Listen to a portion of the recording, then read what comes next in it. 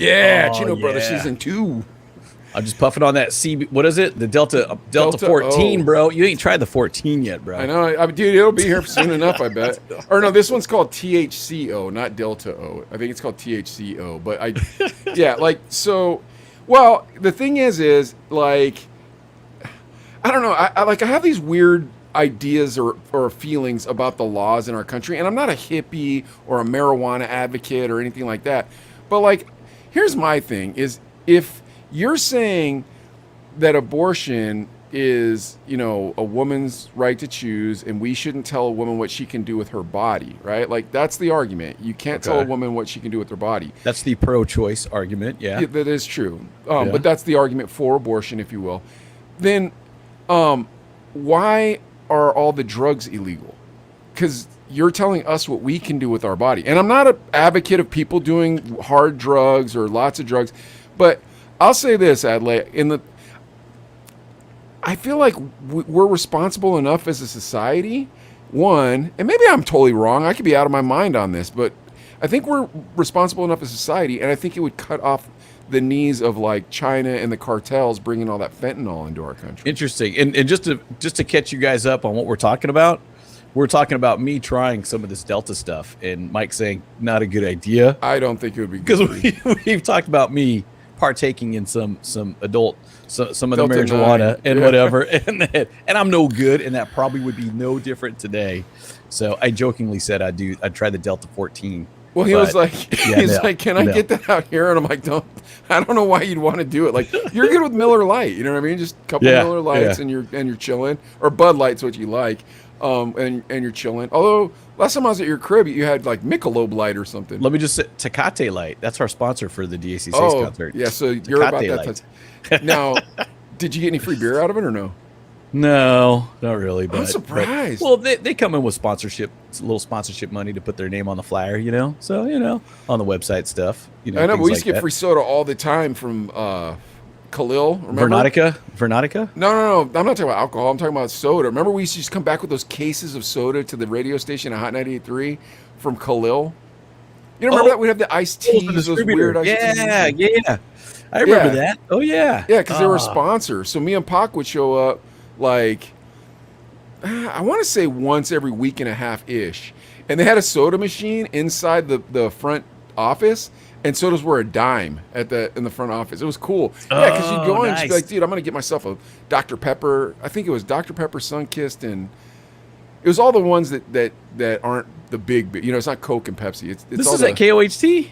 Yeah, you don't remember? And we'd bring back those waters, like those weird waters. They were like flavored water, Sobe water. Okay, yeah, okay. Yeah. And then the iced teas. That's where that came from. Me and Pac would go down there. Yeah, and like a couple of the guys a lot of the guys there were listeners. So it was kind of cool for them, you know what I mean? Because it's like, wow, I'm hanging out with Sketch. And I was like, wow, I'm getting free soda. And we'd go in the factory. Dude, they had straight caffeine in like this like bin. It was straight caffeine. And one of the guys told me that one day his friend was really tired, and they just scooped it up, put it in a water bottle, shook it up, and he drank it all day. Really? I was like it was powdered form? Yeah. Well, they're putting it in the soda because it was like the factory. It was actual making. He actually made it. It wasn't a distributor. It was the maker. Well, it was the maker and distributor. It was cool though because you found out that like Sunkist and what's the one, Sam's Choice or whatever from Walmart. It's the same soda. Is it really? It's the same soda. They just rewrapped it with the different labels. Yeah. Oh my gosh. What's that? What's that brand? Maker's Mark? No, that's Sam's Club. Yeah, Maker's Mark. It's the same thing, right? Same thing, yeah. Kirkland. Ooh, baller. Yeah. Do you go to Sam's Club or do you go to what's the other one? Costco? Costco, yeah. Sam's Club is right by my house, so I do go there. We're there today, as a matter of fact, and because we got the concert Saturday, so it's like, hey, we need water. And dude, you can buy 48 bottles of water for like $4. $6, yeah. Yeah, it's super cheap. And you can return the ones that aren't opened as long as you don't open the case. Water's a pain in the butt to return though, because it's heavy and it's $4. So you're like, you're like, dude, I'm doing a lot of work for $4 here. But yeah, Sam's Club all day. Do you rock the Kirkland or the Maker's Mark on your jeans or anything like that? I buy my shorts at Sam's Club. Really? Yeah, I do, because they're cheap. and they're grown-up shorts. So grown-up shorts last a lot longer than the stuff I normally would buy. You know what I mean? Because I'd always buy More like, durable. yeah, a lot more durable. So they'll, and I'm also becoming a dad as I'm getting older. You know what I mean? I'm doing more dad type stuff. Are you I'm rocking the New Balance? No, but New Balance are cool now. They're comfortable. But they're cool. Like the cool kids wear New Balance. So yeah. Adidas shell toes are probably the New Balance of this generation. You know what I mean? I still wear those. Dude, Sherilyn bought me some shell toes for my birthday. They're black. So it's a black frame with white stripes and the white shell. I got to gut them and put white laces. They're the coolest sneakers I've ever owned. I've always wanted those sneakers, but they're always like, that particular colorway is too expensive. I don't know why, but for my taste. So anybody out there who's a sneakerhead that likes spending money, don't judge me because I don't like spending more than $70 on a pair of sneakers. But yeah, anyway, so yeah, that Sherilyn got me those sneakers for my birthday. But this is what I was saying is like, I don't think you have anxiety, man. Like it's not.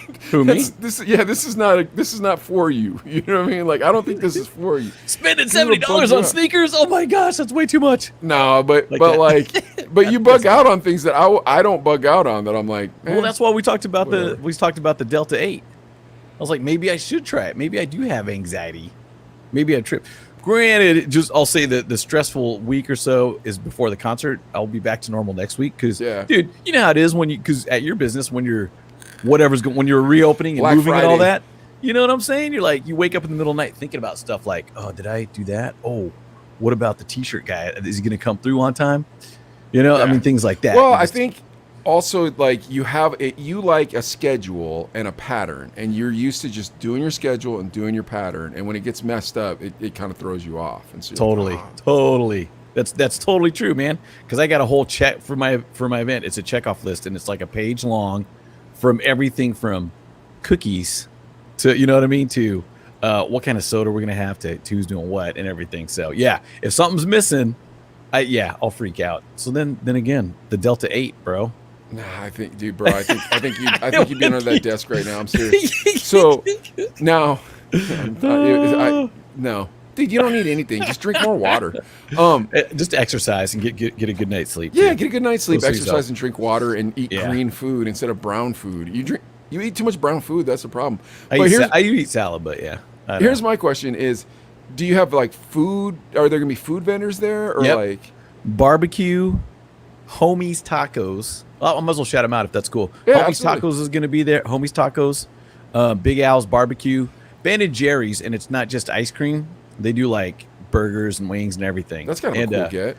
Rockin' Wings is going to be there. Yeah, Mickey Rock. Yeah, big shout out to Mickey Rock. Elements and Venue's doing food. Who else? It's called Elements Venue, but he does catering too, and he does some bomb food. And Jerry's Pizza.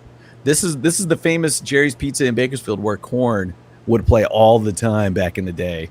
Is Korn from Bakersfield? Yep, Korn is from Bakersfield. Oh, wow. Yep, they're from here, and that's like they had a room like the green room at Jerry's, and it only holds like 300-400 people, but you can see where Korn signed it and stuff, and they had this whole thing where how about Pop Evil? Have you heard of Pop Evil? Aren't they from Pennsylvania? I have no idea.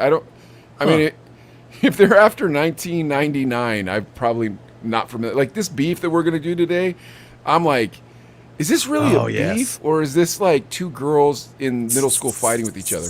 And I'm not kidding. You'll see. You're not kidding. I was looking it up too, looking at the stuff. I'm like, seriously? Yeah, like it's really kind of tacky. But anyways, I yes. feel you, man. I see that. Yeah. So you got like 5 vendors, maybe 6 vendors, something. 7 vendors? 5-6 vendors and stuff, and of course beer. Yeah, we'll have beer. adult beverages. Yeah, but you can't have because 2 years ago we had a CBD coffee company, Happy Grounds, what it was called. But they're all like, hey, you can't have CBD, you can't have weed and beer at the same event. Yeah, I didn't know that. So so we couldn't do it this year. So we just went with the beer this year. But that's weird because it's CBD, so there's no THC in it anyways. But it's like, all right, well, I guess that's what you should try. That CBD coffee, apparently, that'll probably come. I slugged one back, a 12-ouncer and stuff, and I was kind of chill. It was, but it was. I'm sure it was super low dose. You know. CBD is not non-euphoric. It just gives you the feeling of relaxation. Huh. So that's what I do if I were you. If you're really stressed, I guess you look into it. So, Yeah. do you personally get some sort of a wristband where you get to eat any of these vendors for free, or? Oh, dude, yeah, we get hooked up. A few of the staff, the artists, the bands, that will get hooked up with stuff. So it's pretty legit. The only thing is, you're so busy running around, you like, oh, let me just grab a slice and eat it in the golf cart. You know what I mean? Because you're like on the go. But guess who's gonna work it? I don't know. Grandma Cooney. Oh, Sherilyn's Sherilyn's favorite Asian lady. Yeah. I was like, Mom, can you just, because here's the thing. If you leave a buffet unmanned, then you got people like me and Sketch in 94 walking out with like plates of ribs stacked this high. Wait, hold on a sec. This is a buffet? Well, it's like catered, you know what I mean? So it's just like trays of food, and you kind of grab your plate and help yourself. So Is but this it's including only the for price staff. of the ticket, or how No, does this? Oh no, only just for for the staff. This I is got you. only Okay. only I was like, backstage. what kind of concert is this? I'm flying to Bakersfield for this. Yeah, only backstage. But I told my mom, I was like, hey, because I've seen it before where dudes will come up, like, a guy helping out, with whatever the stage, like a stagehand or something. He'll come through and just be this high of ribs. And I'm all like, seriously, bro, do you really need 12 ribs? You're 95 pounds. Oh, dude, yeah, help yourself, bro. They're free. And I'm all like, dude, that's not the point, bro. Come on, the artist got to eat. Baby Bash got to eat. You know what I mean? Yeah. You can't leave him starving back there. I see how it goes. So it's the artist catering. Now, Artists and staff, yeah. People do you working guys it. get any of those weird? What are they called? Those lists that they send out. What are those? Oh, the lists called? riders? Yeah, the riders. Yes. Do you get any weird riders? Nothing too strange, but like I've seen stuff like socks. You know what I mean? Or Red Bull Zero Sugar. And that these makes dudes sense, just yeah. stock up. That's all they're doing. You know what I'm saying? They're I don't know, like, because Urbanic, dude, they'd leave it there, and Urbanic would get all the stuff. Oh yeah, they leave because they come on, dude. Baby Bash, we love Baby Bash, and I have this is kind of what I picture him doing, rolling up, doing his 15-20 minutes, and maybe hitting the green room, the dressing room, maybe not, maybe just being like, yo, let's hit the club, maybe, you know what I mean? Because he's done. The show's over at 10. Oh, so I mean, it's kind of an early show, so you can get into some trouble after. yeah, but he's older, so maybe He's kind of gonna be like- businessy. Yeah, maybe kind of he's a like, business dude now. cool. Now I can fly back to Houston and get to sleep by whatever. Yeah. Oh, yeah. That's true. That's true too. So you're kind of like, but then some of the bands, dude, you might not know these guys, but like Malo, remember Suavecito? Yeah. They're gonna be there, and there's 12 of them, and there's a guy. And they better have some of them rocking wings when they get back. Oh, there. dude, that's what. Shout out to Rocket Wings because even the Jets, remember? The Jets. Remember the Filipino group or Samoan? Yeah.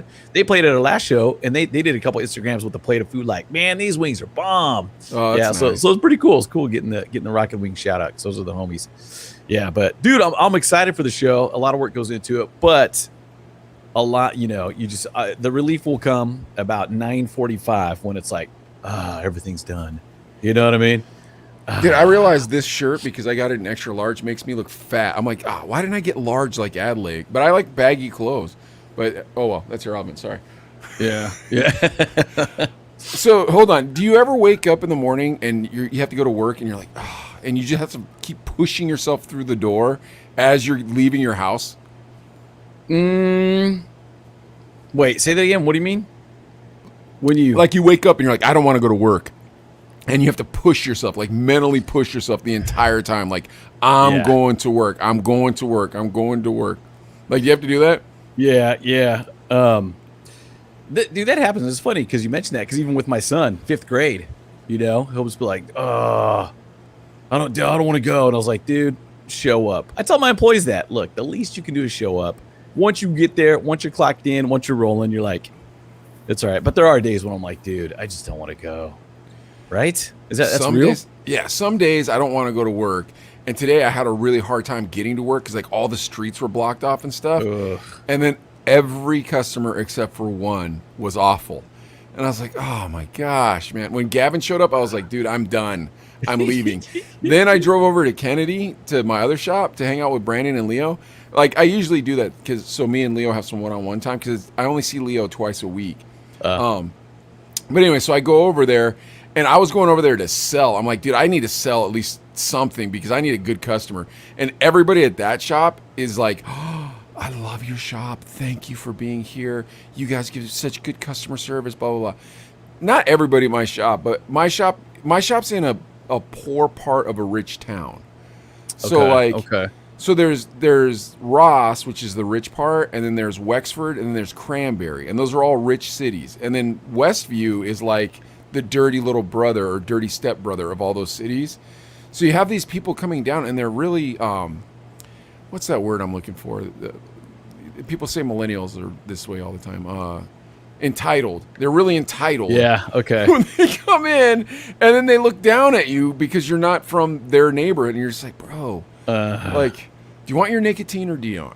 Because if you do, we can just be friends, and you can just be cool. Now, but here's the part that always blows me away about it when I think about it. I'm like, bro, if you're cool, 9 times out of 10, if you need help, I'll hook it up.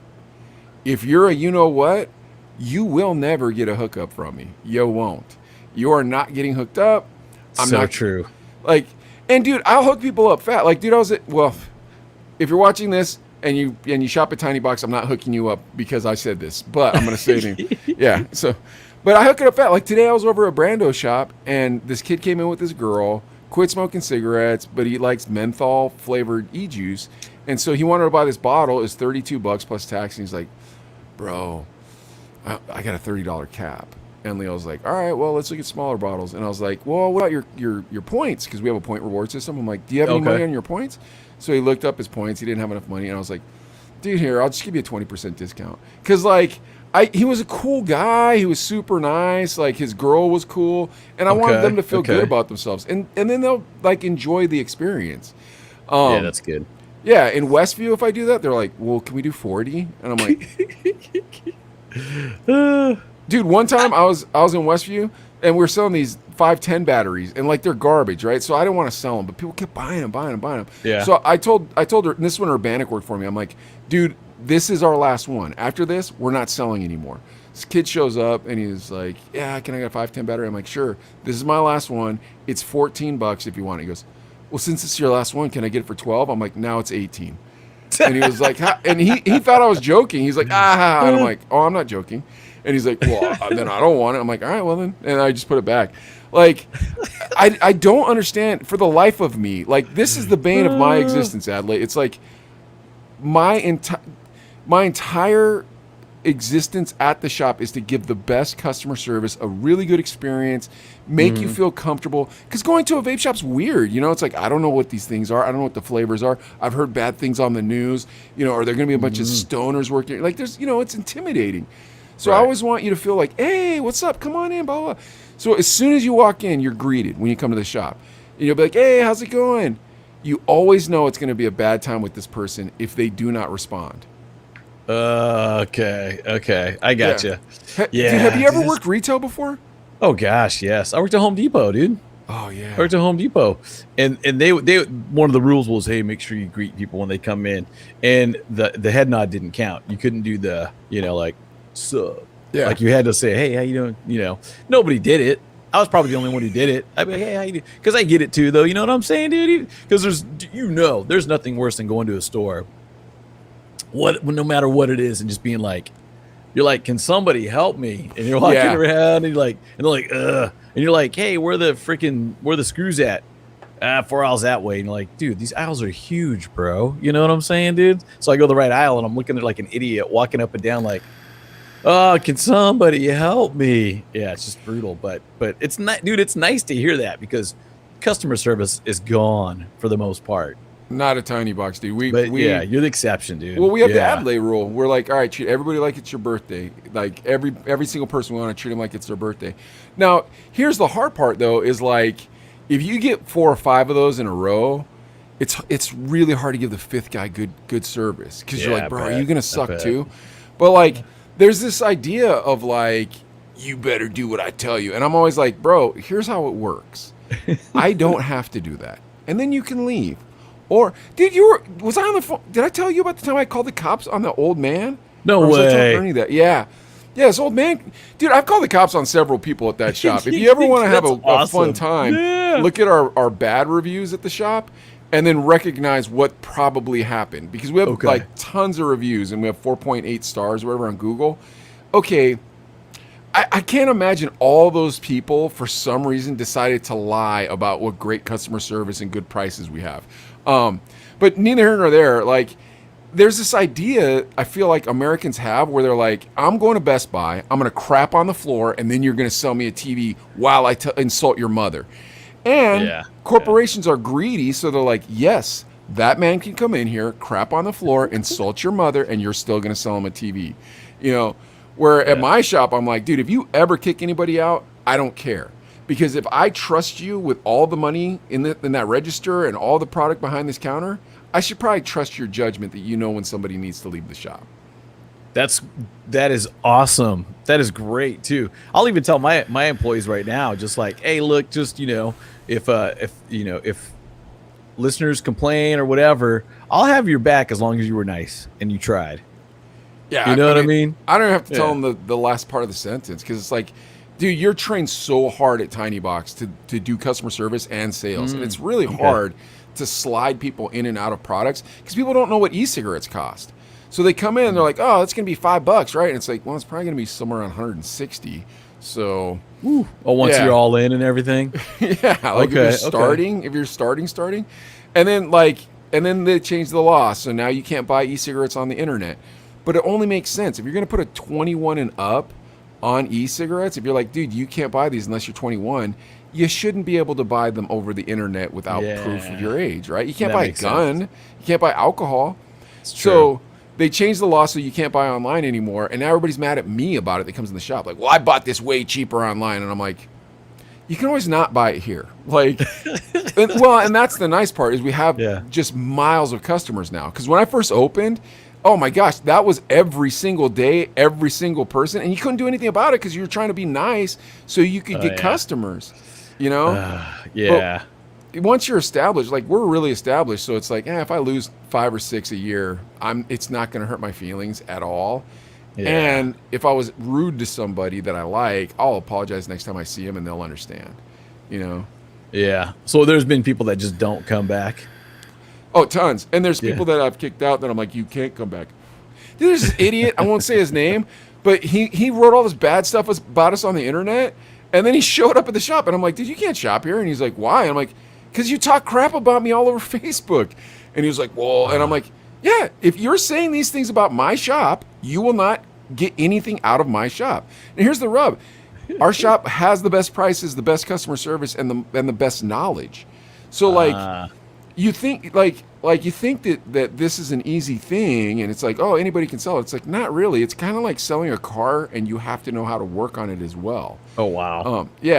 Or maybe a phone, I guess. I don't know. Like it's more complicated than you would think. It's super Definitely. complicated. It's super complicated. And so like we're vape mechanics. We also know like every product inside and out, every single product that's been on the market. They put a new product on the market just about every 2 weeks. We know coil compatibility, like everything. Okay, you can spend 2 years on the internet learning everything we know, and then you can buy from a vendor or online or however you think you're going to get it. But if you want us to sell it to you and explain what we're doing and get you exactly in what you're asking for, there's a markup. Yeah, which is totally fair. Well, and I don't want to hear people, dude, but you'd be surprised. Like, I'm telling you, bro, I love my job. Because I don't have a boss. I have great staff, and I really have the best staff. I'm not kidding you. I know I brag about them a lot. I've never met harder workers. No one. I'd put them up against, you go ahead, Verizon, Bausch & Lomb, any sales organization, I would put my guys against them, and they'd beat them. That's awesome. They're just great guys. Yeah. And then finding good employees is tough. Finding good employees is tough. Yeah, and they're good men too. Like we work on like their relationships with their parents, their wives, their kids. Like that's what we really do there. And then we sell e-cigarettes. But they're all experts on e-cigarettes. But my point is like I don't understand this idea of like, I'm gonna be a jerk when I walk in this store. And it's like, for what reason? And I think it's most bullies, and it's not everybody, it's like 10%. Most bullies that go in a store and behave in that manner, the reason why is because there's a boss usually that's like, you got to let this guy bully you. And that bully, he's a sissy in real life, right? All bullies are cowards in real life. So they want to come in and be like, man. But we have something called the a-hole dollar rule, but we don't call it the a-hole. We call it exactly the real word. Yeah. Yeah. So you got to let them spend 5 a-hole dollars. And here's why. Like, you might have just gotten in a car accident. Your kid might be on drugs. Your wife might be leaving. There's so many reasons that you might be an a-hole, and you're not really an a-hole in real life. But if they come in there and they make it rain those a-hole dollars, they're an a-hole. I don't want to see them next time I come here, so you should probably kick them out before I do. Because if I do, there's going to be a problem. The a-hole dollars. I love it. Oh my gosh, that's great. Dude, and Brandon's seen me watch a guy spend all his a-hole dollars and finish it. Like, Brandon and Kayla both. Like, Kayla, dude, oh my gosh. Dude, I don't want to be a jerk and complain about things. I'll say this. I'd never worked retail before. I had no idea that that there's a certain percentage of our population that if you give them better service than they've ever given, believe you are their servant. Like I had no idea that's how it works, but that's honestly how it works. And it's just a certain segment. It's not everybody, but you know, they have this idea where it's like, oh man, you gave me really good service. Now shine my boots, and it's like, oh no, I'm very rich. I make more money than your daddy and your mommy and you combined. Like, dude, like, I'll put it to this. Here's one that's not as bad as all the ones that are racing through my head right now because I had a hard day. Guy comes in, always annoying, right? And he has a girlfriend, and everybody from Westview stays in Westview, and it's not a very big town, and it's not far from Pittsburgh. Well, crap, I drive from Pittsburgh there every morning, right? And every night I drive back. People in Westview are like, oh, I haven't been to Pittsburgh in 7 years. Like, so it's not far, but people just don't go. So they live in this like little town world where they think that whatever they did in high school is still important, right? Okay, so dude shows up with his girlfriend, always condescending. His girlfriend always acting like she's Miss America, like the most amazing looking person you've ever seen in your life. But here's the truth. Bro, you're 22 now in this town. You know, you're whatever it is you do for a living. And your girlfriend has put on a lot of weight, but hasn't changed her fashion design. Still wears the extra small. Yeah, and believes that I'm supposed to be impressed. That's not correct information. Yeah. So anyway, so this dude would come in all the time. Oh, and he'd wear a tank top, dude, but he had a big fat belly. But he had you know, what's that? Creatine muscles. You know, so he'd come in. Yeah, he'd come in like this. You know, and so he would always just be so condescending. And then finally one day he was like, you know, if you paid enough, I'd work here. And I was like, okay. And I don't do this anymore. I used to do this initially when Brandon had been there for maybe a year. I would tell everybody all the time how much he made to shut them up because he makes a lot of money. So I won't say how much Brandon made at the time, but I said, really, because Brandon makes blank an hour and I would never hire you. And he was like, oh, well. And I'm like, dude, I would never hire you. You have an awful attitude. You think you're important and you're not. Like, I don't understand why you think you can talk down to me ever, but we're getting to the end of it. So if you want to shop here, you're going to need to learn to talk different. I'll put it to you this way. That was one of the more polite things I've told people. That's awesome. That's awesome. Dude, because it's just, when you're in those positions, those retail positions, and you've got a boss, and you're like, oh, you just deal with it. And dude, you know me, dude, wherever I shop, even if I go through the Taco Bell drive-thru, I try to be extra nice. I try to be cool. Yeah. How's your day? Whatever, you know? And because I know it's awful when you got to deal with jerks. You know what I mean? It's just, it sucks. So, but yeah, I mean, I try to be the nicer guy, dude. No, and I see that with I you know too. that about you. Like, you definitely are the nicer guy. Like, for me, I'm like, I don't know, dude, and like it gets hard, right? Because it's like, dude, we make a fair amount of money at that place. Like, okay, there's certain products we won't sell because I don't want a hard job, and then there's certain hard money I'm not going to chase. And so there's certain customers where it's just like, I don't really need you anymore, man. Like, I'm not trying to be mean, but I don't need you to be my customer because you're making this a lot harder to earn this money. Yeah. I'll say this and then we can get into love advice. But so there's this new product on the market, or relatively new product on the e-cigarette market, and it's these disposable things right here. And so like we didn't sell them at first, but then like the market just kept getting hotter and hotter and hotter. So like, dude, we got to start selling these things. And we have really good vendors who have like the latest ones and like ones that do different things that nobody else can do, right? So I'm like, all right. So we bring in We bring in a handful of them. Customer base starts coming in, and dude, you'd think they were spending $10,000 on this $25 device. They're just like, whoa, and I'm like, bro, like it's not that big a deal. You're going to be back here in 3 days anyways, because they don't last very long. They're pieces of garbage. Buy an actual device; it'll cost you less. And then they'll just be like, "What's your favorite?" And I'll be like, "I don't have a favorite. Buy a device." But yeah, anyways, dude, every time someone comes in and looks for this, then they were like, well, is that all you have? So I'm like, okay, fine. So I just bought, Charlie in the Chocolate Factory's amount of these type of vapes. Like, we have an entire case that used to be for CBD that's now specifically for disposables. I absolutely know without a shadow of a doubt I have a bigger selection than any other shop in Pittsburgh. I guarantee it. Probably Pittsburgh, Erie, Akron, like we have a bigger selection than anybody. Because I did it on purpose. I was like, I don't want to hear it anymore. And we have 140 regular e-juice flavors. So like we have tons of product, tons. Yeah, dude, like me and Brandon one day were trying to figure out how much inventory we had. We couldn't figure it out. There's just too much. Like we have so much stuff. Anyways, you still have people, dude, Tuesday, or was it Tuesday? Or was it this morning? I think it was this morning. Got there a little late. I'm like, dang it. Because I like to be there at 1:45. So I got there at like 2:00, trying to get the shop open, boom, boom, boom. I'm turning on the cash register, for lack of a better term.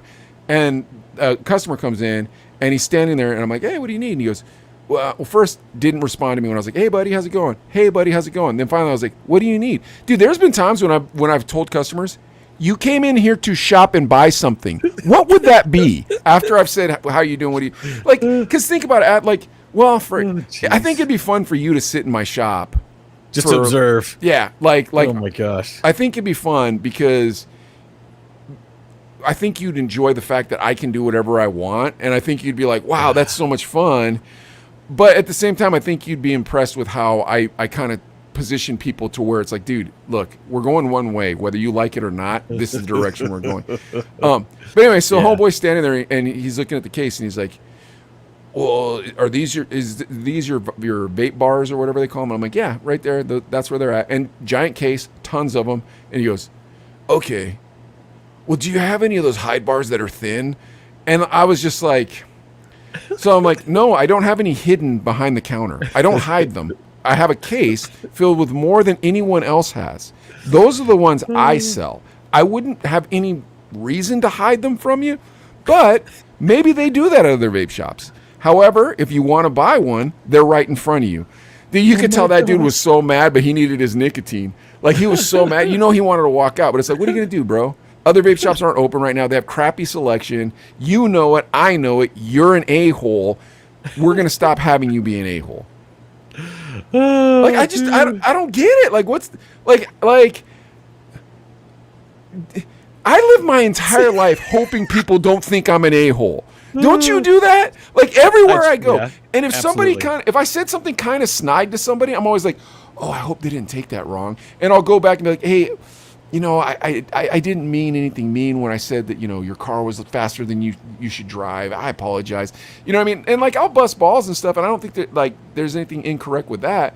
But like, frankly, going to live your life in the manner of, I don't care what people think of me. I'm just going to do my thing because I'm the most important person in the world. Sad.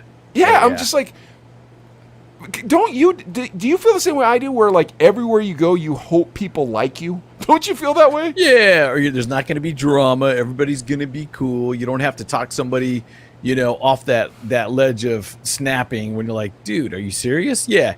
What is it called? De-escalation. You don't want to have to deal with that stuff. And at some point though, you try to de-escalate, and at some point you're like, screw it, I'm done. You're an a-hole. I'm not doing this anymore. Yeah. I mean, they get five. They get five. Five, I like those. I'm using those. $5 a-hole dollars, dude. Yeah. Because dude, we're grown men. We're not 20 years old trying to puff out our chest. Like we're grown ass men, and I feel like I don't have to put up with it anymore. That's how I feel. I'll be cool. I'll be nice because I want everybody to get along and be happy. But man, sometimes you push and push. It's like, I'm done. What up, Brandon? Heavy. Happiness is a drop kick away. Well, and Brandon's worked at both shops for a long time. You know what I mean? And granted, Brandon has really good customers. I'll say that. But Brandon got one bad one yesterday, and he was like, "I'm going to Mike's shop. I'll see you later, Leo." Oh, maybe it was today. Yeah, it was today. I'm getting my days all messed up. Yeah, he was like, "I'm going to Mike's shop." And so usually what happens is when I get a bad customer, I call Brandon and I just rant about it, and he just laughs. I hope he's laughing. I hope he's not like, "Oh, here goes Mike again." But today I was like, I'm not calling Brandon. I need to just deal with this and let it wash over me. Yeah. And that was when I had my first bad one, right? Then my second bad one happened, and I'm like, well, they can't all be bad. Then my third bad one happened. I'm like, this is crazy. Then my fourth bad one happened. I'm like, huh. Then Don came in, Don Bittner, and Don Bittner's cool as dude. I love Don. So me and Don are chilling. Don's about our age, and like we sit and talk about vitamins and stuff. He used to live in Florida. Like, cool dude, bro. I love talking to him. So it comes in. It kind of reminds me a little bit of you. Like, I think you guys would get along. But anyway, so it comes in. We're chilling, talking, having a good time. I'm just like, word, dude. Because like, this is the thing. Here's the next thing. If you are cool with me and just a normal person, you don't have to like buy me a birthday present or tell me I'm handsome. Just don't be a jerk. Then you get invited into Tiny Box's secret club, and like, why wouldn't you want that as a dude? You know what I mean? I'm going to the vape shop. You go to the vape shop. There's 3 cool dudes there, and I'm like, hey, guys, this is my buddy Adlai right here. Adlai, that's Stevie, that's Joe, that's Nicky the fish. Don't ask me why they call him that. Anyways, we're talking about rats right now. Adlai, you ever had a rat problem in your house? You know, and now you're just chilling with a bunch of dudes. Yeah. If you're not in the club, all of us clam up when you walk in, buy your stuff, and leave. Right. And dude, that's the thing too. When you, because there's been this situation. Obviously, working at the station, I've got access to tickets for everything. You know, from amusement parks to water parks to movies to concerts to whatever. And dude, there's been times when you're like, all right, I'm gonna hook this dude up, you know, or whatever. But then when they don't appreciate it, you're like, dude. Well, like that's like you know exactly what I'm talking about. So it's like, hey, would you like to go to Knott's Berry Farm? I got extra tickets. And they're like, what? No Disneyland? And you're like, yeah. Okay, like, well now you're not going to Knott's Berry Farm. Do you ever do that? Or? Oh yeah, dude. There was one time they're having a fundraiser. And you know, the lady's all, hey, we're having a raffle at the school, whatever. So I gave her some tickets, like Magic Mountain or something, probably. So 4 tickets to Magic Mountain. And she looked at it all like, that's it? Don't you guys have like, you know, just sheets and sheets of tickets back in the back and you're only giving me 4? And I'm just like, lady, you know how many schools are in Bakersfield? If I give a 4-pack to every single school that was in this town, dude, I'd have none to give away on the air, which is what the purpose is for that. You know what I mean? Yeah. So it's just kind of frustrates you. You're just like, dude, what? No good deed goes unpunished. Yeah, it is a weird thing. Now, do you think people are getting more entitled as our society moves forward, or do you think that like it's always been that way and we're broke and didn't notice? You guys watching on social media, keep watching, but I think a lot of the problem is social media because it gives you that. Hey, you've always thought that. Yeah, you've always I've got a voice now. I've got something now. People can hear me and I can complain. Like, and we know. Come on, let's be honest. Nobody cares what you ate. Nobody wants a picture of it. Nobody. You know, and you know, I appreciate the stuff when it's like, hey, prayer warriors, where you at? Yeah, I'll drop a like. You know what I'm saying? People's families. You know what I mean? Pictures of family, funny memes. Yeah. Like I kind of like keeping up with Rascal and Ernie all our Dollars, homies and stuff. You know it's cool. Yeah, like that. I like that. But I see where you're going. Where like Facebook makes people think they have a morning show that nobody's watching, but they think 15 people is a lot, and so now you better listen to my views on blah blah blah. So I don't like. I think the hard part is that So this goes back to the UBI and all that stuff, the universal basic income, everything like that. Like, here's the thing. I learned I wasn't important when I was working at a ton of restaurants where morons were calling me stupid. And I'm like, this cook is calling me stupid. I can't talk back to him. We might get in a fight. Like, whatever it is, this is a crappy situation and I have to get myself out of it. You know what I mean? When I was working, like digging ditches, working in the brickyard, all those things, it was like, I have to stop doing this. I need to get a better life out of myself. I never thought, I'm a victim. This is not fair. Yeah, the world has turned its back on me. Like, you knew me back then, and you also can attest that I've made 0 of these stories up. But you can also attest that, like, Mike was not going to stop pumping his legs because he did not want to eat chicken gizzards for the rest of his life. I hope he didn't want to, man. I hope but like, it's true though. It's true. But there is that victimization stuff too. It's like, how can you help me?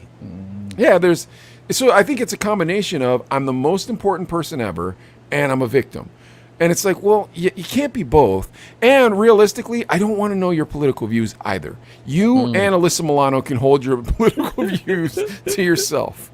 You know what I mean? This is going to sound so mean, but I saw a guy today going across the crosswalk in a wheelchair, like a homeless guy. Yeah. Just kind of scooting along real slow. But I'm like, dude, both his legs work. All his arms work. I'm all like, what's going on? I question the fact. Is he faking it just maybe for some kind of attention? I don't know. But I don't know. I think that'd be pretty low thing to say. That'd be pretty low. Yeah, I don't know. Okay, so you want to hear my a-hole thing? Here's my a-hole thing since we're being honest with each other. So I have to do the loop downtown every morning to get to the shop. There's a loop. You got to go through downtown, and then you go up. So I live closer to uptown, and then nobody knows my borough anyways. You loop around, you go to Westview. But when you do the loop, there's always a homeless guy there holding a sign. So I rolled up today, and I was thinking in my mind, you know how many help wanted signs there are, bro? I don't want to sound insensitive. I don't want to be mean, but bro, McDonald's is giving a $1,500 bonus right now. Get an iPhone with McDonald's. Remember that? You guys Burger King maybe is giving the $1,000. You know what I mean? I'm just kind of like, I think you can work. I could be wrong, but I think you can work. And I'm not trying to be mean about it, but I'm not giving the change. And to add on to that, I think we were talking about that with my assistant, DJ Ashlow. We're driving around getting ready for the show, and we saw the homeless encampments. And I'm thinking like, yeah, but you know what? Would it ever be like, gosh, please take this with a grain of salt. I'm just saying, would it be okay to just be like, you know what? I don't want to have to worry about waking up to go to a job. I don't want to have any responsibilities. I'm just going to chill, hold my sign at the red light. And dude, these people make money. Now, I mean, obviously not a ton, but if you're making $150, $200 a day and plenty of food, because you always see, empty bags of food with them, like, so they get plenty of food. I've even talked to a guy where he said, yeah, I make $150, $200 a day. I party all night. And then I kind of, and I get plenty, people feed me all the time. And you think like, maybe we wouldn't have to deal with these a-hole customers that come in.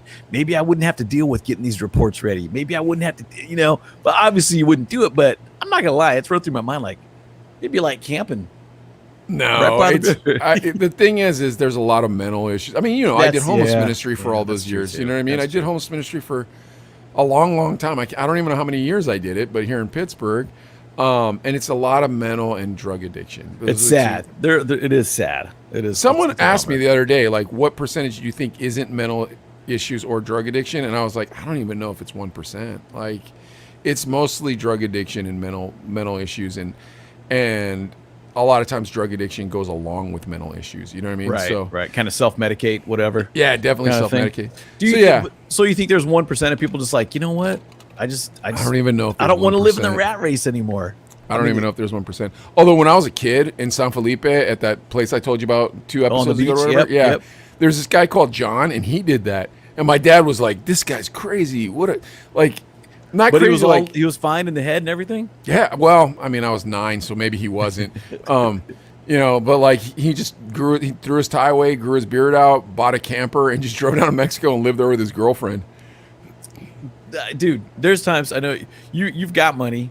I don't have a ton, but I do the math. Like, if I quit, how long could I survive on my savings? Like, that's been a real thought. Like, I'm like, I could survive, 3, 4, 5 months, maybe, if I want real shit. You know what I mean? Because there's times you want to dip out of the rat race and just, I mean, we have vacations. They go by like that, as we know. But I'm just being honest. I mean, we're opening up a little bit. I'm not mad at you. Sometimes. It depends, because like when I was working for somebody, and I know this we repeating what we said last week, and I don't mean to, but when I was working for somebody, I want to dip, but it wasn't like I want to have enough money so I can dip. It was like, okay, I want to dip because I can't do this anymore for this idiot. You know what I mean? Yeah. Oh yeah. Now that I'm doing it for myself, it's a rat race, but at the same time, like, it's kind of like tomorrow for you. Like tomorrow when you see that concert and it's when popping, it's going, everything's cool, it'll be like, Yeah, and then when Baby Bash gets out there, you got me lifted, twisted, higher than the ceiling. Oh yeah. And dude, the whole crowd is just Singing along, Yeah, swaying, yeah. bumping, lighters up. Yeah, Yeah. that's gonna be worth it. Hey, we gotta shout out my sister in Indiana. Hi, sister. What's going on? hello, Right Nim. on. Yeah, all the way in Evansville, Indiana. What's up? Say hi to the Evansville, family too, wow. please. Say hi to Evans- all my cousins, nieces, and nephews out there. There's a bunch of us out there. Woo, we roll deep in Indiana. Yeah, so well, one way or another, it's like that, but every day. Mm. You know what I mean? So every day it's and then at the same time, there's times when you look and you go, "Oh, I created that. I made that up." Like it's like the symbol, the tiny box symbol, or the Chino Brothers symbol for that matter. You know, like I'll look and I'll be like, "Wow, that came out of my head and was nothing, and now it's a household name in Pittsburgh. Like that's crazy." That's really cool. You know, Yeah, or really like cool. like our T-shirts, our gear. You know, I'll be like, "Wow, I designed that. That looks super dope."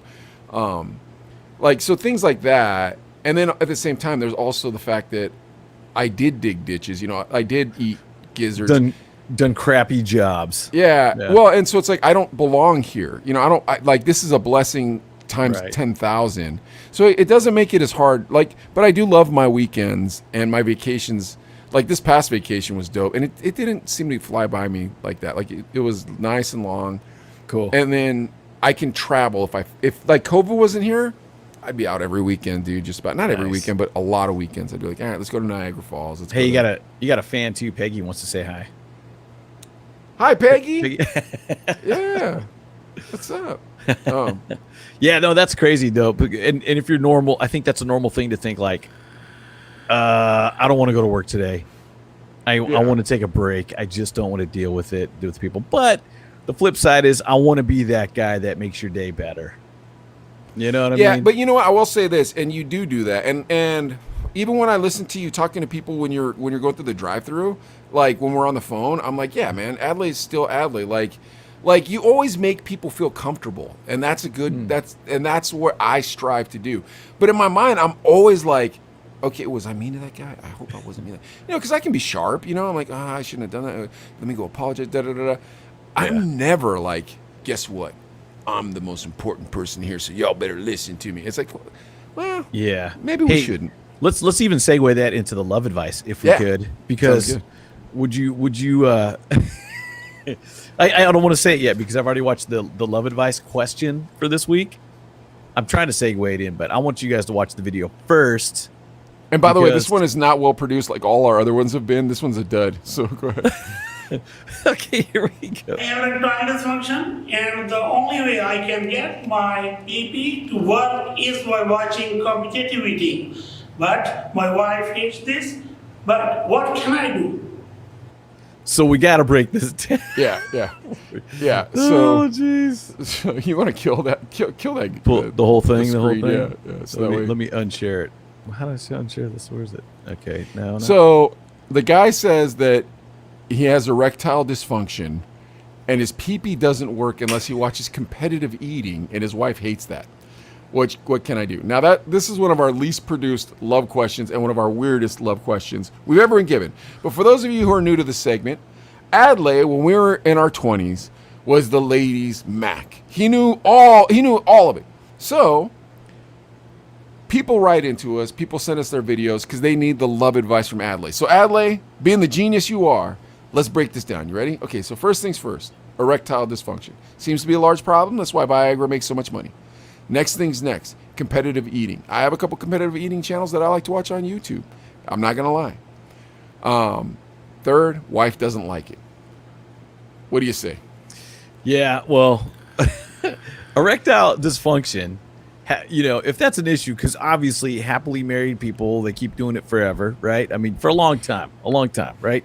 And that sounds like it's a real issue. It sounds like this thing affects a lot of people out there. It sounds like it. I mean, Viagra makes a lot of money, bro. So they Tons of must money. be, you know what I mean? Like if Viagra is sponsoring football games and all this stuff, they got to have some money. Cialis, they got some money. You know what I mean? Like a lot of people are buying this stuff. And dude, there's all those random brands too that hey, we sell the generic version of it, so it's cheaper. I mean, dude, even remember Snoop Dogg did an ad for one of those companies, and he's all like, erectile dysfunction affects men, not me though. But if it affects you, there's a company. There's help for you. And you're Is just that like, what he all right. said? Yeah, true story. We got to look that up, but it's true. And I remember it doing that. Like, all right, Snoop, whatever, dude. Come on. But I mean, there's ways around it. Now, I guess taking a natural approach to it, watching people eat food competitively helps get you aroused. Then I guess that's okay, because the wife doesn't like that. And she doesn't like the fact that he's watching competitive eating. I'm thinking, like, I guess it's better, because you've heard of people, weirdos, kind of weird stuff where, hey, yeah, we watch porn while we're doing it. And it's just kind of like, well, that seems kind of weird to me. That's pretty weird. You got your partner in front of you. You know what I mean? That's pretty enough. weird, yeah. And so now he's watching competitive eating, and I'm just thinking, like, they're in the position, you know, getting aroused and stuff, and he's over here like, oh, look at him eat that hot dog. Oh, you know what I mean? Do you watch competitive eating at all? I just know the Nathan's hot dog thingy. That's the one where the Asian dude won for a long time, and then that one Kobayashi dude came over. Yeah, okay. And then there was the Joey other Chestnut. guy. Joey Chestnut's the other guy. Those Dude, are I the love two competitive guys. eating. This guy called Randy Santel. He's on YouTube. I watch the crap out of him. Oh, sorry. Wait, hold on. Wait, what are you doing? My mouse fell over. Sorry. Oh, I thought you had like oh. a trophy for competitive eating. Like, look at this. I wish. Oh. But yeah, so we watch this guy called Randy Santel. I think he's dope, dude. He's so much fun. Me and the kids watch him. And Sherilyn watches him too. But like, okay, so and then second, my boss, when I worked for HSBC doing mortgages, he had a Viagra pen in his pen cup one day, and I was like, where'd you get this pen? He's like, sponsorships or something. And I was like, cool, can I have it? And he's like, yeah, man, I don't need that stuff. And I was like, cool. But I needed something to sign something, and then I thought it'd be funny. It was just me being me. I thought it'd be funny to have a Viagra pen on my desk to sign mortgages with. And I always did. Oh, that'd be great. It was awesome. All right, come on, let's help this guy. Come on, this poor dude needs love advice. So him and his eating wife aren't stuff, getting along. And I'm thinking, like, look, wife, it could be a lot worse. You know what I'm saying? He could be like, hey, because we've had those love advice questions where it's like, my boyfriend's in, I'm white, but my boyfriend's in the Filipinos. Yeah. So it's always kind of weird. And so I mean, I guess it could be worse. At least he's looking at food, and that's not like he's not replacing you with a different kind of woman. You know what I mean? Yeah. He's like watching food, gets aroused, thinks of you, and goes to work. You know what I mean? So I think she should be okay with it. Maybe she could even kind of participate. Maybe do some competitive eating herself. See, that's where I was him in going. the mood. I thought that's where you were going, because that's where I'd go. I'd be like, dude, just buy her a bunch of Nathan's hot dogs and be like, okay, here you go. You know what I mean? Like a kielbasa. Just do what you got to do. Keep eating all kinds of food in front of me, and then I don't have to watch Joey Chestnut anymore. Yeah, that is a weird thing to think about, though. I mean, when you watch competitive eating, do you get like aroused? I don't know if it's a weird thing to think. I don't like, because people are into whatever they're into. I think it's a weird love advice question to send us, though, to be totally honest with you. Because your face and your video is going to be on camera or on our podcast All over the world. Our podcast is starting to steam up now on YouTube, so like we're starting to get way more followers and viewers, and on Facebook. And so it's like, buddy, you're telling the world that your PP doesn't work unless you're watching somebody competitive eating. I don't know if I'd tell people. I'd probably keep that to myself. I'd probably get Cialis or whatever. Yeah. But We help people feel welcome, though, so I think that's okay too, and trusted. So you guys watching too, if you know somebody or are somebody that has issues maybe in your love life, feel free to email us, shoot us a video, send us a question. Maybe even bring you on the show to talk about the love advice. I wouldn't be opposed to that either. So because we're here to help. That's it. So we're here to help. So what's the advice, Adley? Go ahead. Wrap this guy. It just comes down to, you got to talk to the wifey. You got to say, hey, look, this is what I love, competitive eating. Please, if I line up like 6 hot dogs, can you just maybe eat them without your hands, so I could maybe get a little roused, and I'll bring you in with it too. You got your partners, right? I mean, at the end of the day, that's what it's about: being with your partner and making things work. So I wish him the best of luck. Fault. It's his wife's fault, not his fault. That's what you're saying. Not that it's his wife's fault, but she could help, like when she needs to fill up the car, he'll go take the car and fill up the car for her. It's kind of like that. You're helping each other out, I think. Yeah. So it's kind of a swap. I'll do a favor for you, you do a favor for me type of thing is what you're saying. Even now, because you don't have to do that stuff, but it'd be nice to help as opposed to watching these videos. And if she doesn't competitive eat, Adelaide's saying you divorce her, Sinbad. You know what? Yeah, hopefully you doesn't get to that, but you got to work together. It's a partnership, man. Yeah. You got to work together because it's not about competitive eating. It's about love. Yeah, competitive love making. That's it. That's all we want to hear from you. That's all we want to hear from you. His name's not Sinbad. His name's Rajid. Rajid, that's all we want to hear from you next time you write in is that you and your wife are making sweet love. Oh, dude, I figured it out. This is the answer. Huh. You ready? This is exactly what you do. Rajid, find out what your wife's favorite dish is. Then go on YouTube and become the best chef of whatever that is that she loves to eat. Then make way more of it than you should. Lay it out like on a silver platter, with roses and all this stuff. And just let her go to work on that food, right? While you're giving her a back rub. I thought you were going to say, find out what her favorite food is and become a competitive eater in that specific food. Well, that's your love advice. That might not be a bad idea. Okay. That might not be a bad see? idea. Make it a thing. Make it a thing together. That's Definitely. what I say, yeah. Yeah. But like that way you're like, look, I learned how to make your favorite food the absolute best way anybody can make your favorite food. Oh, yeah. All right. Ladies, that's a turn on. A dude cooking for you. Is it really? Right? Yeah. I don't know. I cook for Sherilyn all the time. Okay. Wink, wink. Well, the reason why is because I like my food to taste the way I cook it. So I'm just like, this food's going to taste amazing. Wait, are you saying it doesn't cook good? Nah, I'm not saying anything. I'm just kidding. I'm not saying anything. Charlotte, if you're watching, we're kidding. All right. There's an old saying. I won't say it on the show because it'd be uncomfortable. But what they don't do in the kitchen, they make up for. I'll leave it right there. All right. Beef. Season 2. It's all about beef. Now, here's the rub, dude. I'm going to be totally honest with you. The Birdman beef, it made me sad. It made me very sad. The 50 Cent Ja Rule beef, it made me laugh because that was funny. The Fat Joe 50 Cent beef, it also made me laugh because it was funny. This beef reminds me of like high school or middle school or dude, it's not very masculine beef. I'm not gonna lie to you. Drake versus Kanye. The least masculine beef I've ever heard in my life. And I don't care what anybody says after I said that. If you disagree with me, then I have no idea what's wrong with you and how you handle your problems. Because realistically, one of these two guys should just go to the other guy and be like, hey, dude, you're acting like an ass. I thought we were friends. Are we going to be cool or what? And if we're not going to be cool, then can we at least fight and then go get a beer? You know what I mean? That's the most mature way you can handle it. The second most mature way you can handle it is just do it like they used to do it back in the old days. Start shooting at stuff, man. Like, I'm not telling you to shoot at stuff. I'm not saying there should be violence. But, bro, when you hear this beef, you're going to be mad. And the fact, dude, I did a lot of research on this, and I saw videos on YouTube that were like, Kanye versus Drake, the beef that changed hip-hop. I'm like, changed hip-hop what? To crap music? Is that what made this music suck? Something made this music suck. Is this what did it? Now I found the answer. You ready? Here we go. Yeah, beef, let me hear it. Kanye versus Drake. Aubrey Drake Graham, born October 24th, 1986. Better known as Drake. I'd go by that name too if my name was Aubrey.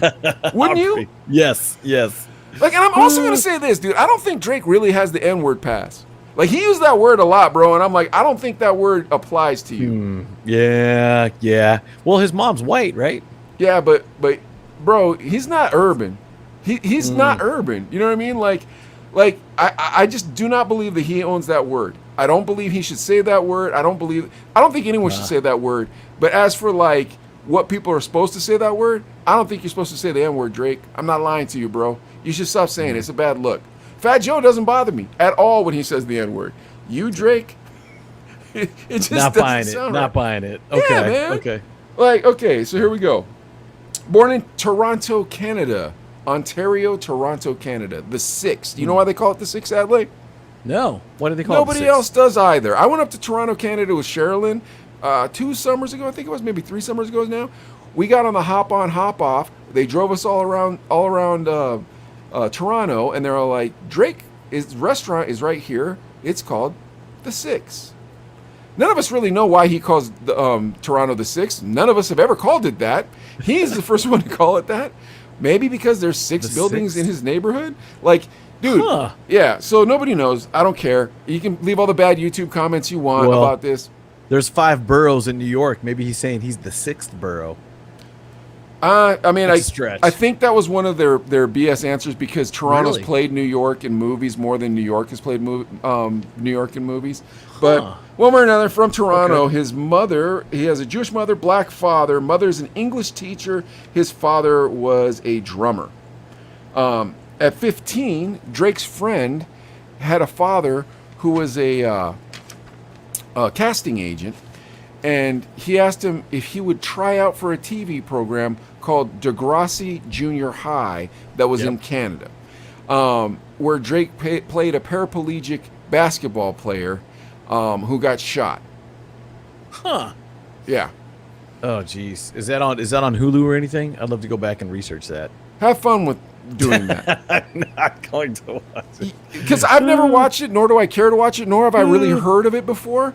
But let me tell you something. What it does tell me is Drake has no basketball skills. He was just the only black guy they could find in Canada. Think about it. Like, oh, man, he must play basketball. And it's like, no, man, I suck at basketball. We got to do something about this, bro, because he looks foolish every time he's on that basketball court. Well, just have him shot, and he's in a wheelchair for the rest of the time. So, dude, there's going to be a lot of me bagging on Drake and Kanye in this, dude. There's going to be a lot of me bagging on Drake and Kanye during this, dude. Because to me, it's like, bro, all the MCs we all grew up with that we all respected, the grind was something that we were never going to do. Right. What they'd seen, we don't want to. We don't want to see in our nightmares. You know what I mean? Yep. And who they are when it comes to that beef, it's like, please don't shoot this dude, man. He's a great rapper. I wish he would stay around a little longer. You know what I mean? Yeah. These two, it's like, bro, just put some lipstick on and give him a kiss, bro, because this is sissy stuff. I'm sorry, man. I'm being honest. All right, here we go. 2006 puts out a mixtape, Room for Improvement. It's his first mixtape, and he had Lupe Fiasco on there and Trey Songz. You know why? Why? Because he was the only black guy on that TV show, Degrassi Junior High School, and he sat in a wheelchair because his friend's, dad got him a job on it. In 2007, he puts out The Comeback, which is his second mixtape, still unsigned. He's the first, he won a BET award. He's the first video on BET that was ever unsigned by a Canadian artist that won a BET award. Huh. Yep. Okay. Jazz Prince, who's the son of Rap-A-Lot CEO Jay Prince, heard his download and played it for Lil Wayne. Okay. DJ Prospect checking in. What up? Yep. In 2009, he's still unsigned. He puts out the So Far Gone mixtape. It won Canada's 2010 Juno Award for Rap Record of the Year, which is like our Grammys. Okay. So this dude is unsigned on his third album. He's already won a BET award and now won a Juno Award. Wow. That's impressive. Due to the success of that mixtape, Drake became the subject of a bidding war. Okay. I know where he went. I know. Drake got hired by Lil Wayne. Young Money, Lil Wayne. Young Money. Okay. And in my mind, I'm kind of like, Drake, we did a beef on Lil Wayne and Birdman, and those guys didn't like paying money. They didn't like paying people what they deserved. Yes. So did you really win that bidding war, or did you make a bad decision in that bidding war? Because I would argue you made a bad decision. However, you are the biggest rapper. I don't understand why. Here we go. In 2009, Drake signs to Young Money. Okay. Kanye Omari West, also known as Yeezy, also known as Kanye Titta. I didn't want to just keep going down the list and have you miss that one. That one born June 8th, 1977. Born in Atlanta, raised in Chicago. Okay. His parents divorced when he was young. His father was a photojournalist at the Atlanta Journal-Constitution, and his mother was an English professor at Chicago State University. I'm telling you, these two dudes are gangsters, bro. I hope I don't get in a slap fight with them. Like, I don't know why, man. Why does it bother me, Adley? Because you're from the hood. Not really from the hood. I'm just from a blue-collar, working-class neighborhood that had crime. And our hip-hop in the 80s and 90s was like, it was different. It wasn't, Dude, you talked about, come on, Eazy-E was in the streets talking about the streets. Eazy-E was hard, dude. Yeah. I mean, these are G's, dude. I mean, Suge Knight's a criminal, bro. That's the guy I'm never doing a beef on, bro. I don't want him coming back at me, bro. I ain't got nothing to do with you, Mr. Knight. I got your back. I love you, sir. But let's get back to this cat fest. When Kanye was 10, he moved to China. What? Moved to China, didn't speak Chinese, but he could break dance. So he would charge the kids to watch him break dance. When he came back to the U.S., he started working on video game design and fell in love with the beats of the video games. Huh.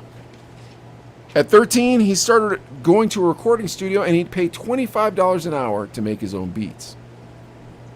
At 14, he got a sampler, and he'd make beats and sell them for $50 a pop to local rappers. So you got to respect the hustle out of this kid. You know what I mean? That's cool. Yeah. Okay. He'd make 5 beats a day all summer long. Wow. Kanye's mom was friends with Common's producer's mom. No ID? With this production. So it's before Kanye. Oh, no.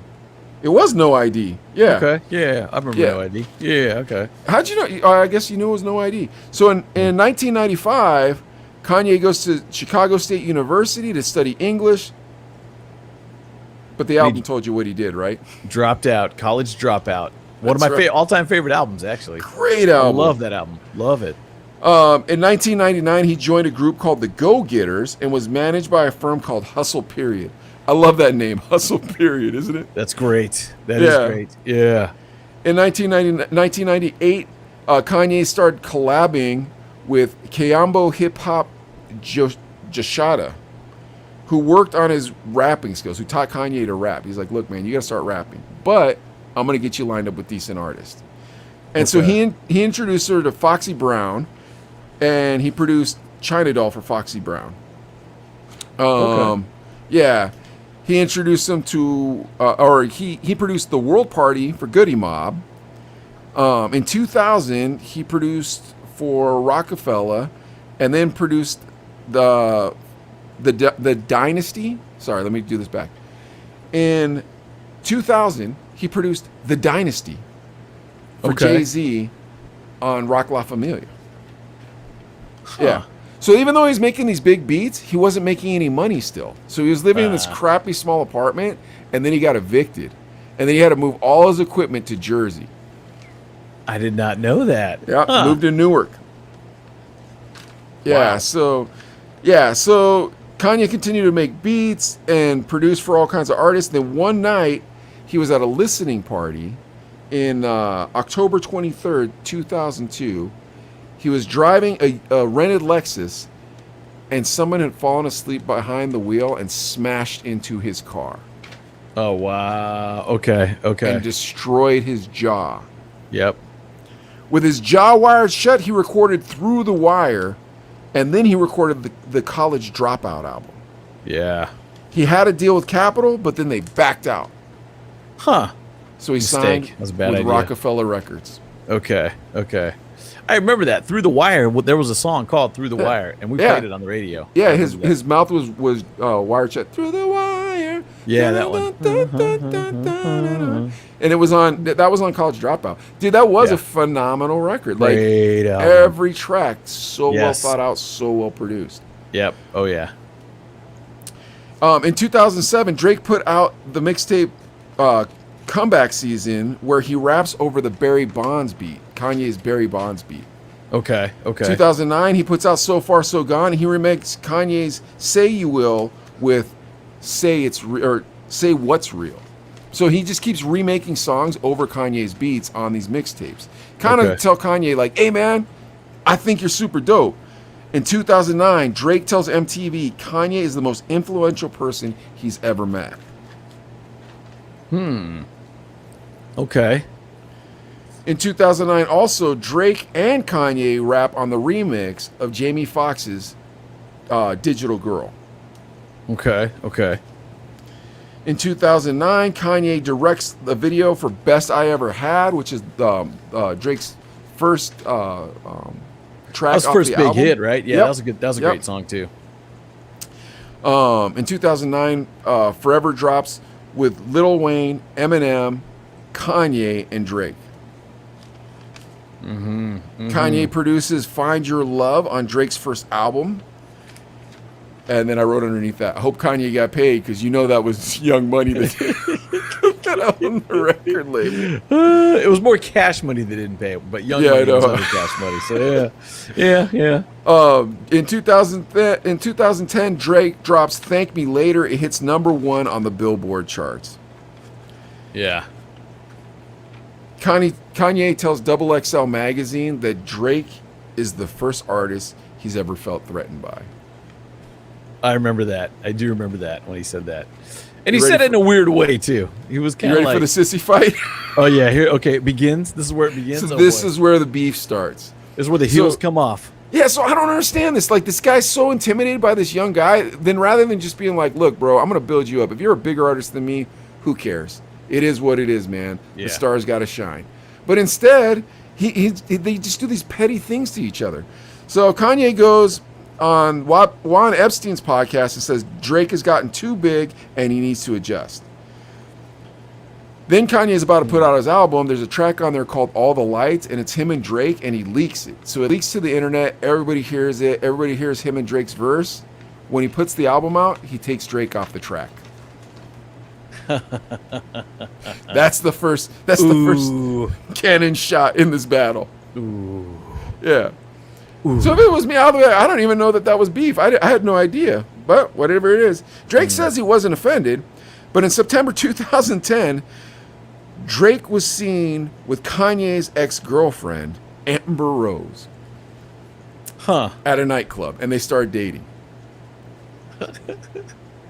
Now, have you seen this Amber Rose?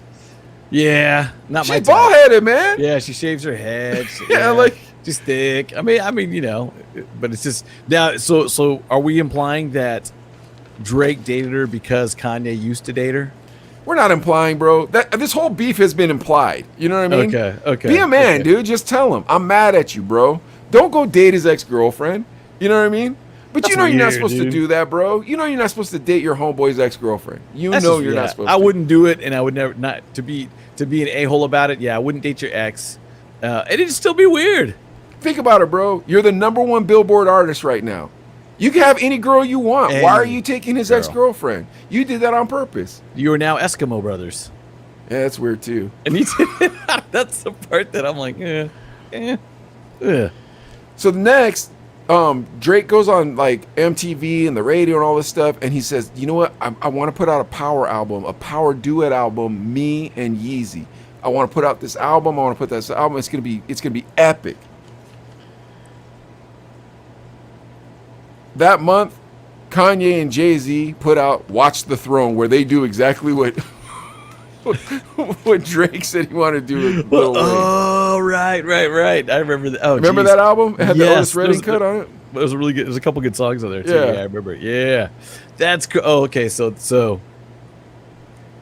is that? Yeah, but Jay-Z's huge. Jay-Z's Yeah. big too. Yeah, I know. Like, but here's the thing: is it's like, just go punch him in the face, man. Stop being a sissy about this and this subliminal dissing each other. Come on, let's get Tupac on him. You know what I mean? Yeah. It's just, yeah. Come on. 2011, "I'm on One" by DJ Khaled drops, and Drake says, "I'm just feeling like the thrones for taken." That's what he says on one of his on one of his lines, one of his bars. Ooh, that's Here, no look- Vaseline part 2. Let me hold on that line. Let me throw this one back out again. In 2011, DJ Khaled puts out "I'm the One." I'm on one. And Drake has a line on there that says, "I'm just feeling like the throne is for the taking." All right, Adley, now tell the joke. Ooh, It's like No Vaseline Part 2. I know, dude. Come on. Like, if I'm Kanye West, I wouldn't even know he was dissing me. I'd be like, oh, is that about me? Oh well, maybe move a little more straightforward next time. I'm not gonna diss you because you're the biggest rapper in the world. I'm going to push Kanye off the throne. Maybe something like that, right? How about the throne's for the taking? How about Kanye? Watch your back. I own a gun. That's how real beef records sound. Kanye's D smells like Eazy-E's S. Oh, that's good. Like, Don't let me catch you in the street. That's yeah. Ooh. Yeah. So I'm gonna take your throne. Yeah. Then in 2014, Drake tells Rolling Stone he thinks the Yeezus album was whack. He just tells them, he's like, I think it's whack. Hey, dude, this might be inappropriate. Nah, I don't want to say it. What about? Is it about the Yeezus album? Well, I was gonna say this ain't beef. This is Lady Toot. Yeah, it is definitely queef, not beef. It definitely is. All right. In 2014, Drake's recorded saying he's mad because Kanye won't give him any beats, and he says we deserve those beats. We earn those beats. And Kanye's just holding back beats. Oh my gosh. So yeah, I know. Here's another. And mind you, these guys all have millions of dollars, and they're fighting over this stuff. Not only that, they live a block away from each other in Calabasas. In Calabasas? Yeah. Oh my gosh, dude, that's crazy. Oh jeez. Then in 2015, Kanye drops a track called Facts, where he says if Nike didn't have Drizzy, they wouldn't have nothing. Huh. You see the diss in that? Because he's saying Nike needs Drake. Yeah, I don't know how that's a diss though. Ooh. Well, all the sissies that agree with this diss said it was because he just signed that deal with Adidas, and so he was somehow dissing. I don't see it as a diss at all. Like, it doesn't make sense. Yeah, if I said if Nike didn't have Michael Jordan, they wouldn't be nothing. Am I dissing Michael Jordan or am I telling the truth? Yeah, well, yeah, because then it's kind of like, oh yeah, trust me, Drake being with Nike is good for Nike. That's not a diss. That makes no sense. It's crazy. Okay, here comes the most egregious diss in this beef that these two guys have. Hold on, Adley, and I hope Cade's nowhere in the room because I don't want him to hear these type of things. Obviously, my children are in bed. Ready? In 2016, Drake drops Summer 16, where in the album he says, I have a bigger pool than Kanye. No. This is really what the beef is, dude. Like, you know me, bro. You know I go deep in the paint. You know I look for everything, bro. I'm the one that told you about how I'm the one that told you about how Death Row would go on tour and tell them that they couldn't have Ja in those stadiums. I taught you that. You know what I'm saying? I go deep in the paint, son. Huh? I'm the one that told you about how 50 got shot 9 times. I go deep in the paint. So this beef that sucks, it's not my fault. I went deep. Wait. I didn't realize that Drake had a bigger pool than Kanye. Wait, you want to know how Kanye responded? Oh, we capped him. No. He immediately has a lake built at his house. Whoa, wait, what? He immediately had a lake built at his house. So pool. I'm gonna build a lake. Dude, it's funny. You know what I'm saying? I mean, this is like entertaining. Like, dang, he said, says he has a bigger pool. Ooh, he built a lake. I don't know. That's April 2016. He puts out Pop Style as a single, but it's just his single before the album drops, and it's going to be the lead single on the album. And on the single, it has Jay-Z and Kanye. Can you guess what he did to hurt old Kanye's feelings when he put the album out?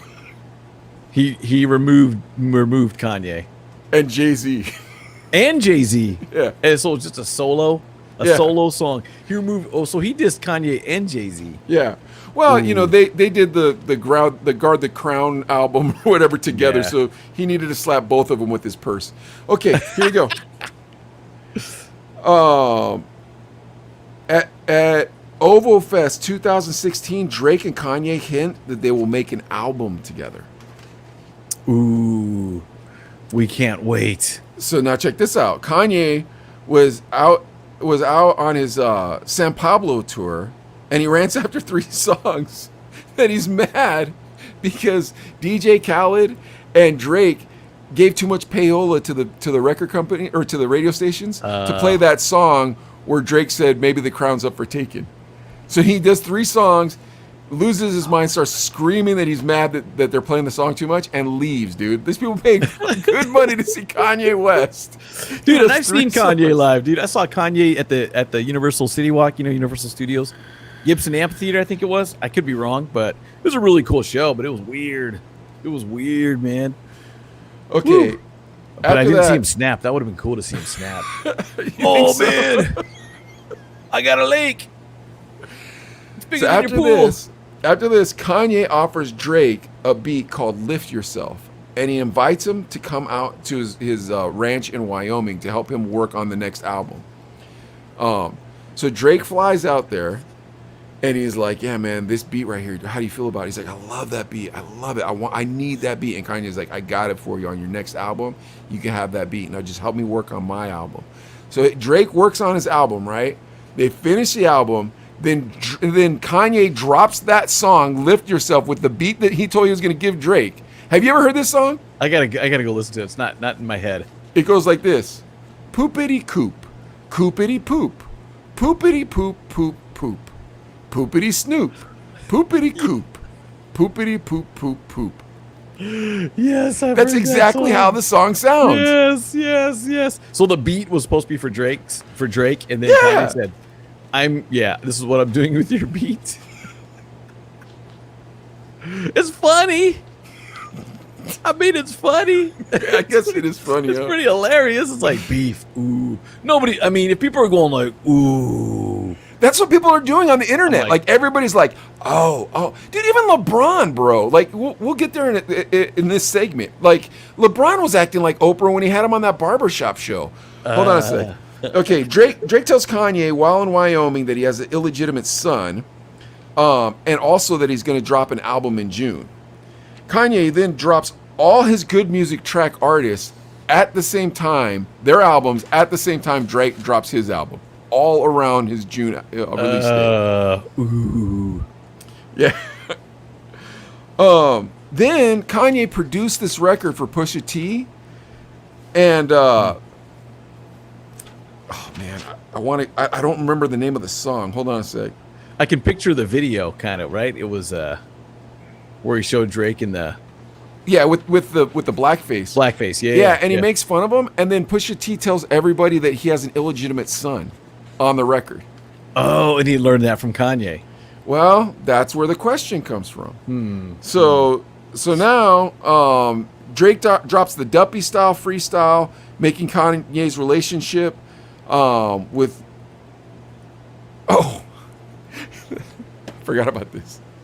Sorry, let me start over again. He drops the Duppy style freestyle. So then Drake drops the Duppy style freestyle, and he makes fun of Kanye because Kanye thought he was supposed to be the CEO of Louis Vuitton, the next CEO of Louis Vuitton, and they gave the job to somebody else. I didn't even write the guy's name down because I could care less about Louis Vuitton, and I think it's ridiculous that Kanye's furious at life because he thinks he should be the Louis Vuitton Don.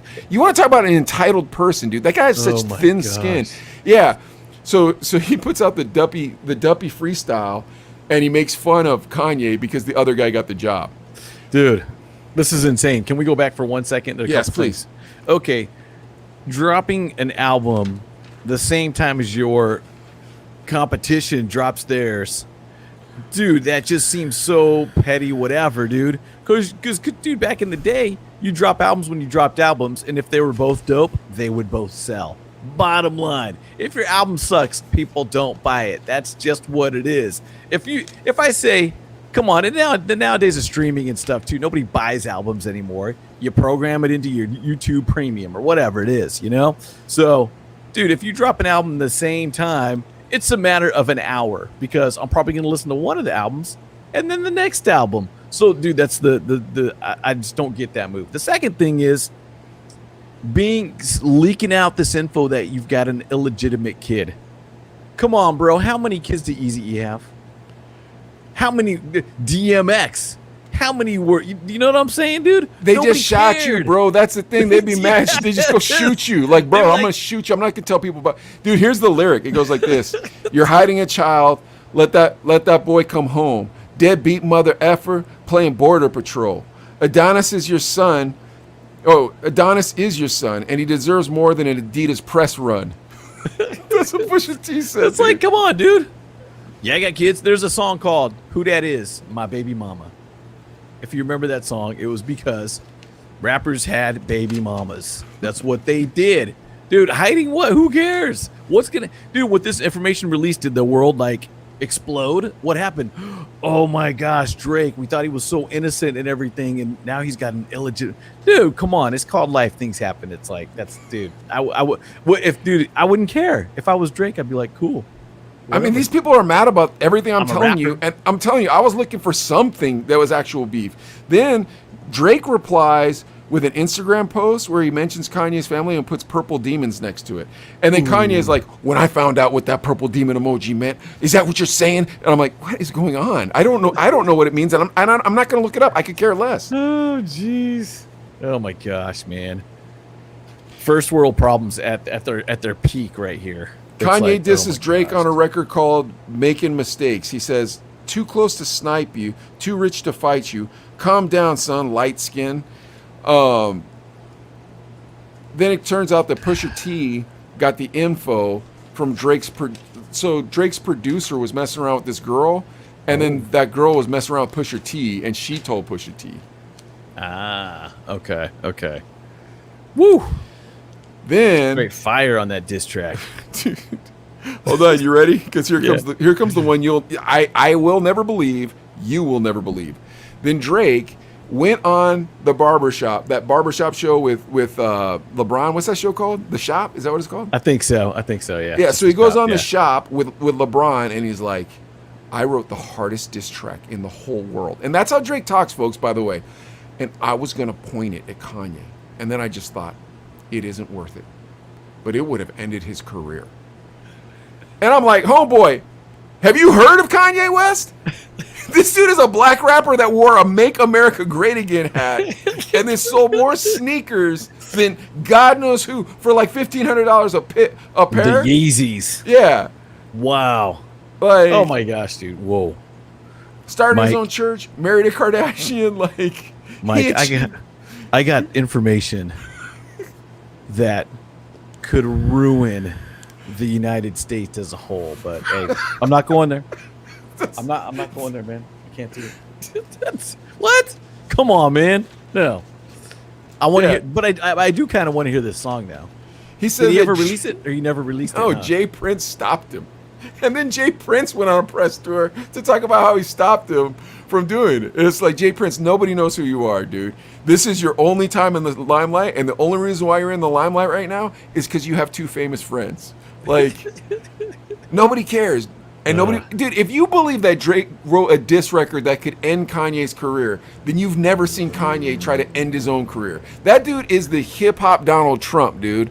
That dude is hip hop's Donald Trump. Yeah. Tell me I'm wrong. He's crazy. He's The, crazy. the only one who would have been doper to see live longer would have been Old Dirty Bastard, which brings me to a new segment we got to start on the show. We should bring up dead rappers and then kind of predict what their lives would have been if they lived this That's long. great. Doesn't that sound I dope? love Old Dirty Bastard. Exactly. I loved his album. Because he died, we got Kanye. Because Old Dirty Bastard was the weirdest dude in hip hop, and when he died, the throne went to Kanye. That's the only throne this guy gets. And I'm not trying to take away from his accomplishments. He has a lot of accomplishments. Grow some thick skin, dude. Stop getting mad all the time. And if it's mental issues, which I can understand a lot of people do, figure out the right medicine, man. Yeah, there's help. There's help for that, man. Oh my gosh, dude. Dude, I mean, and I'll be honest, dude. I think Drake is super talented making music. I think Kanye is super talented making music. But just make music then. You know what I mean? Beef? Come on. And it's a weird beef. That's the Yeah. part that I'm having a problem with. In 2018, Drake drops "In My Feelings." Do you remember that song? Yeah, that was a good song. Oddly Yeah. enough, my daughter knew that song, and I have never heard that song before. So this morning, I was listening to it, and I was walking up. I was like, "Kiki, do you love me?" And Sachi like knew the whole song. I'm like, okay. Do you know what Kim Kardashian's nickname is? Is it Kiki? Yes. Her family calls her Kiki. She put out a lipstick shade called Kiki. Like, everybody knows her nickname, her family nickname is Kiki if they're close to the family. Yeah. That's a diss, but come on, dude. Back in our day, say someone wrote a poem or something or did some graffiti or tagged up the wall like, I'm doing so-and-so, and you're like, that's my girlfriend. You'd be like, whoa. You'd call them out, like literally face to face, don't you think? If you really love the chick. I'll say this. The big timers say your wife is my baby mama. Like, that's how you diss somebody. You don't put some subliminal nickname in there. You remember that lyric? Your wife is my baby mama. Yeah, like that's a diss. That's yes. And that's just one line. You know what I mean? Yeah, like yeah. So, and you know it's that they the were aiming that to somebody. So like this Kiki, do you want me to say, bro? If you and him are the only ones that know this nickname, why do we care? But the hard part is this: that song blew up, dude.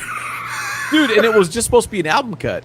And it kind of it blew up on like TikTok where you jump out of your car and do the dance. Are you riding? I kind of remember watching it and stuff too. But yeah, it blew up, and it was like, oh man, Kanye was flipping about that, going crazy.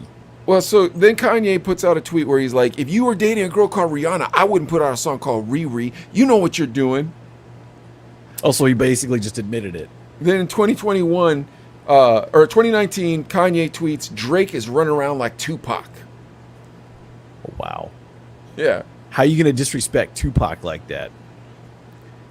In July 2021, Kanye's homeboy tweets out, hey, looking for Drake's drop date. Swiss Beats, holler at us. Whoa. That's funny. I know. Let's see. Kanye leaks 2 tracks from his new album.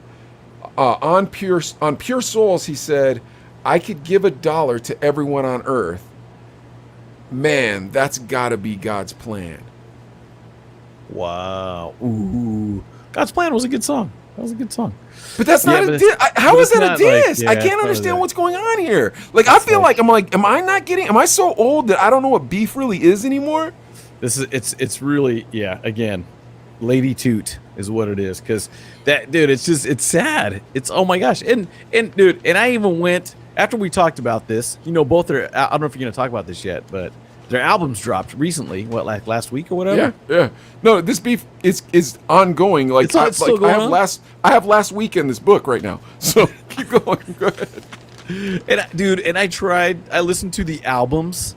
And there's a couple stuff. I mean, Drake's kind of got that musical kind of harmony kind of, sing-songy stuff, and it's not bad. And then, Kanye's got this, dude, it just kind of made me think about these albums. Kanye, more in particular, is just, there'll be interludes of just organ. Whoa, whoa, and it'll go on for like, I'm looking, because I'm playing it off my YouTube Premium. And I got to plug YouTube, right? Yeah. But you're just kind of like, okay, is this gonna end? When does a song kick in? And it'll go on forever. And then he made the album for his mom, so maybe she liked that kind of music. His mom died because Donda, right? Donda. Yeah, Donda. Yeah.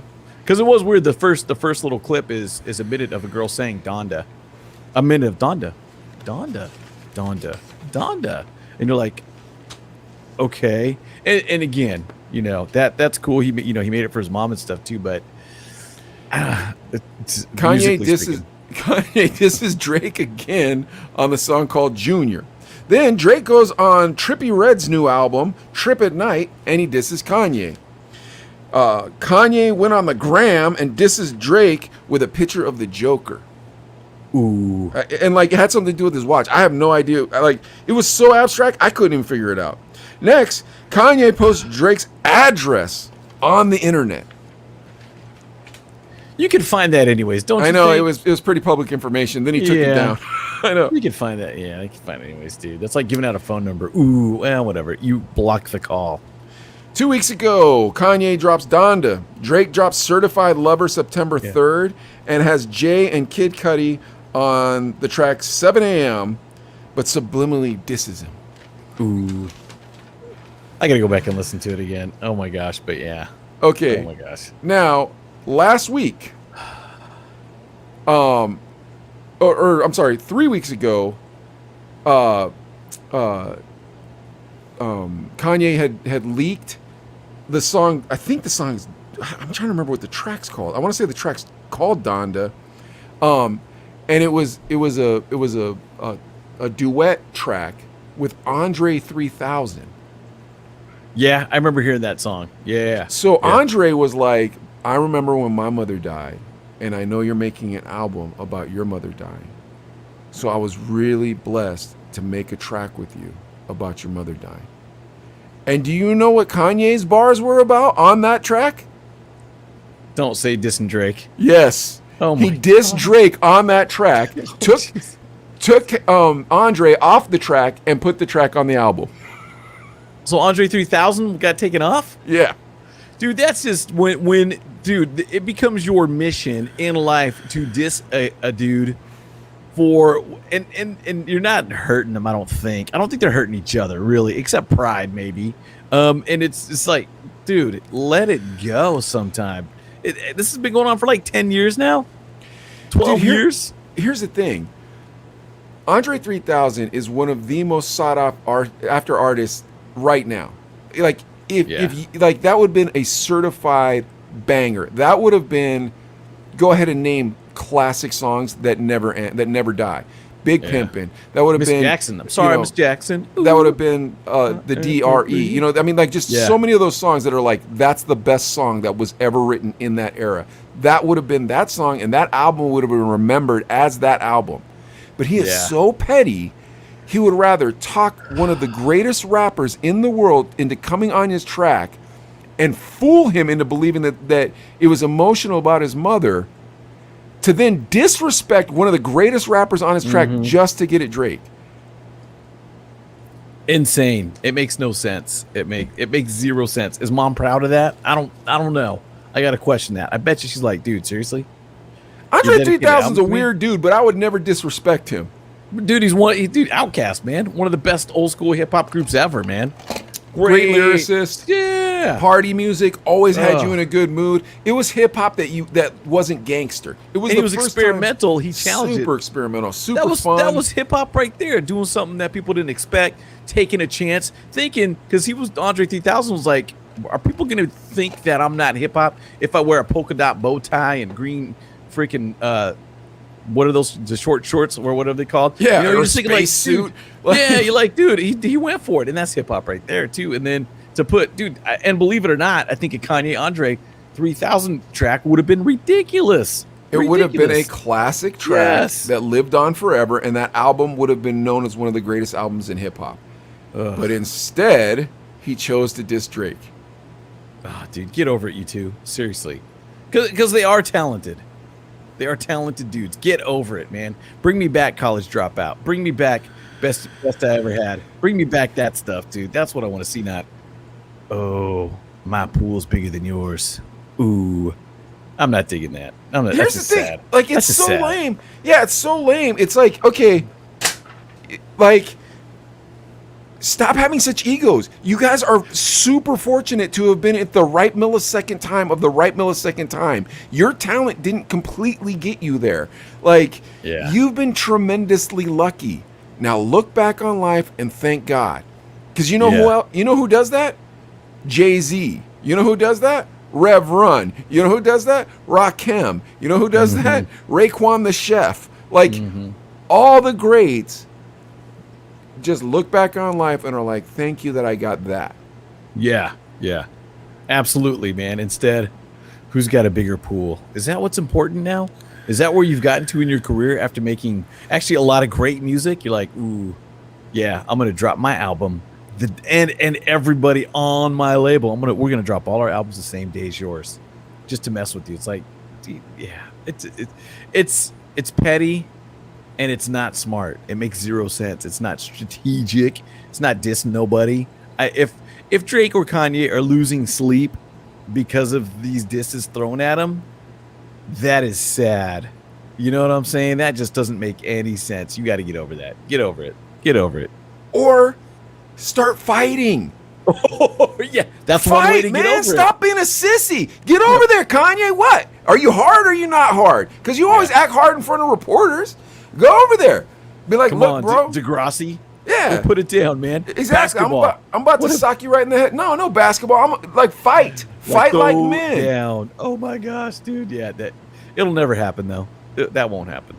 I would love to see that. I'd pay on a pay-per-view to see them two in like a UFC fight or get in the ring. I'd pay to see that.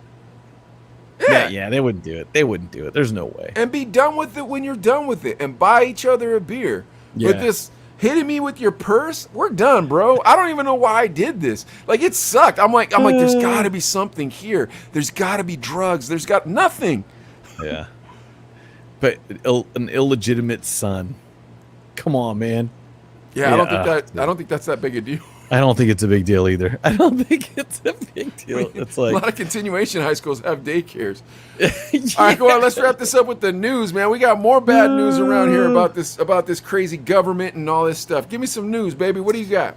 Well, one thing I wanted to talk about was Nicki Minaj and DJ Prospect checked in. We never said hi, but yeah, we did. I said hi. I just say, but Nicki Minaj. Here. Gosh darn it! I'm gonna read it off my phone. Hope you guys don't mind.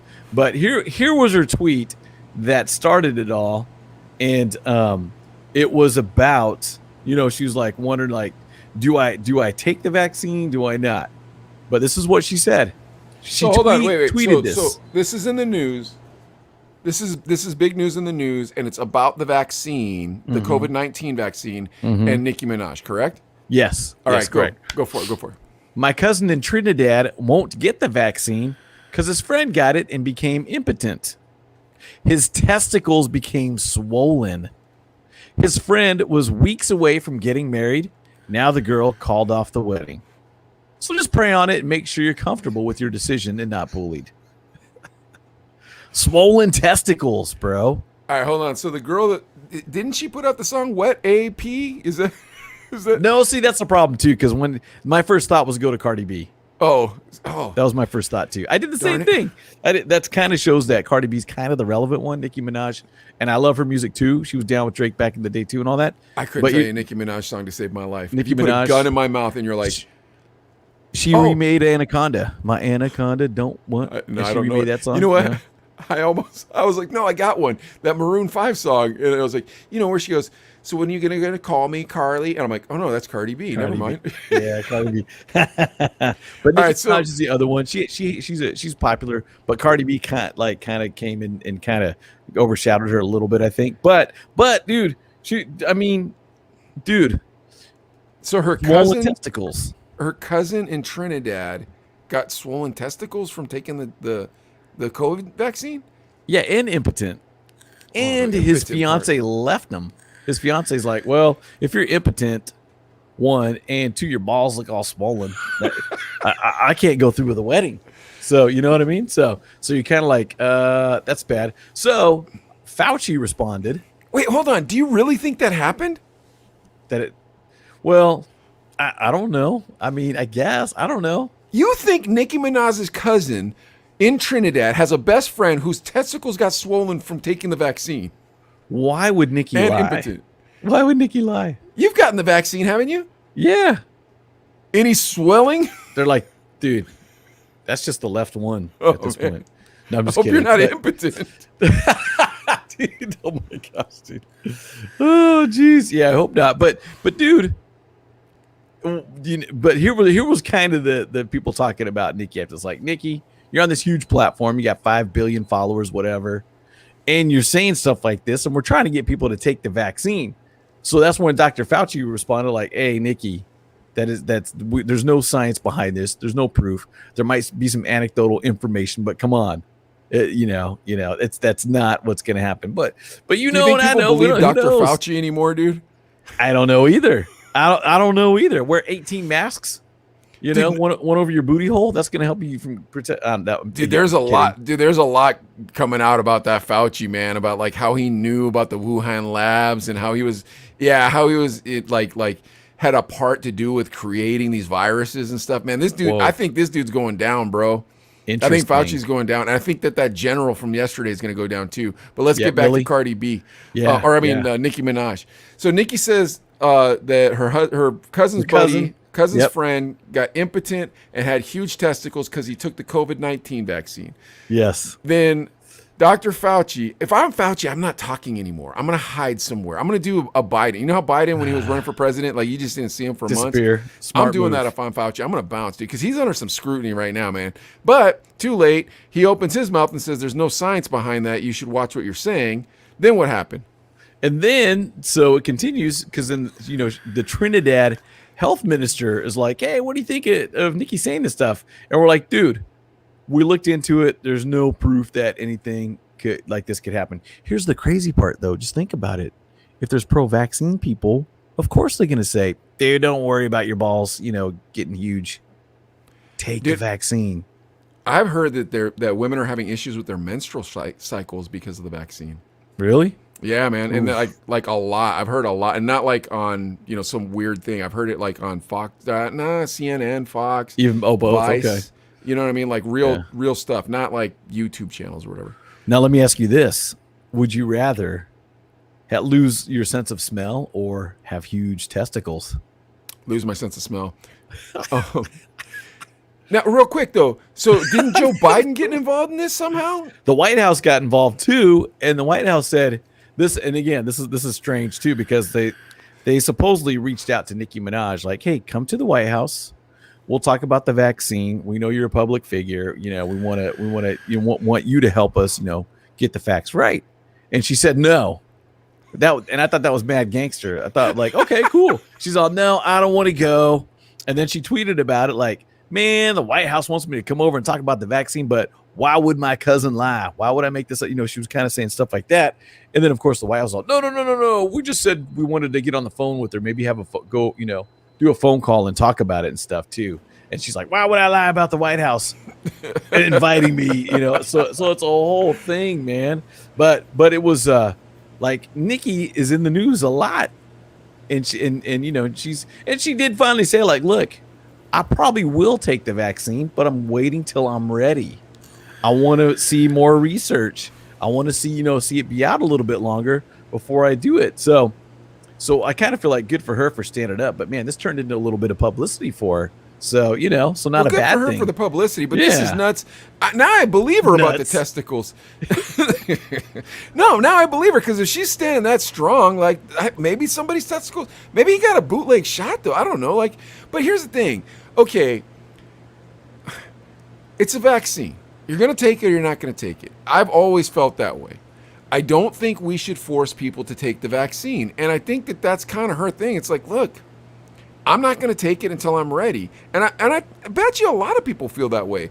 But when it gets to the point where the president's like, hey, you better take this, and I'm going to start making it real uncomfortable. Everybody who has a company of more than 100 people, they got to, force their employees to take it. And it's like, dude, it's overstepping. Nobody likes you already, man. It's overstepping. Did you see that the Speaker of the House and the Republican senators? So the Republican senators were grilling the Speaker of the House about Afghanistan. Psaki, yeah. Have you seen this?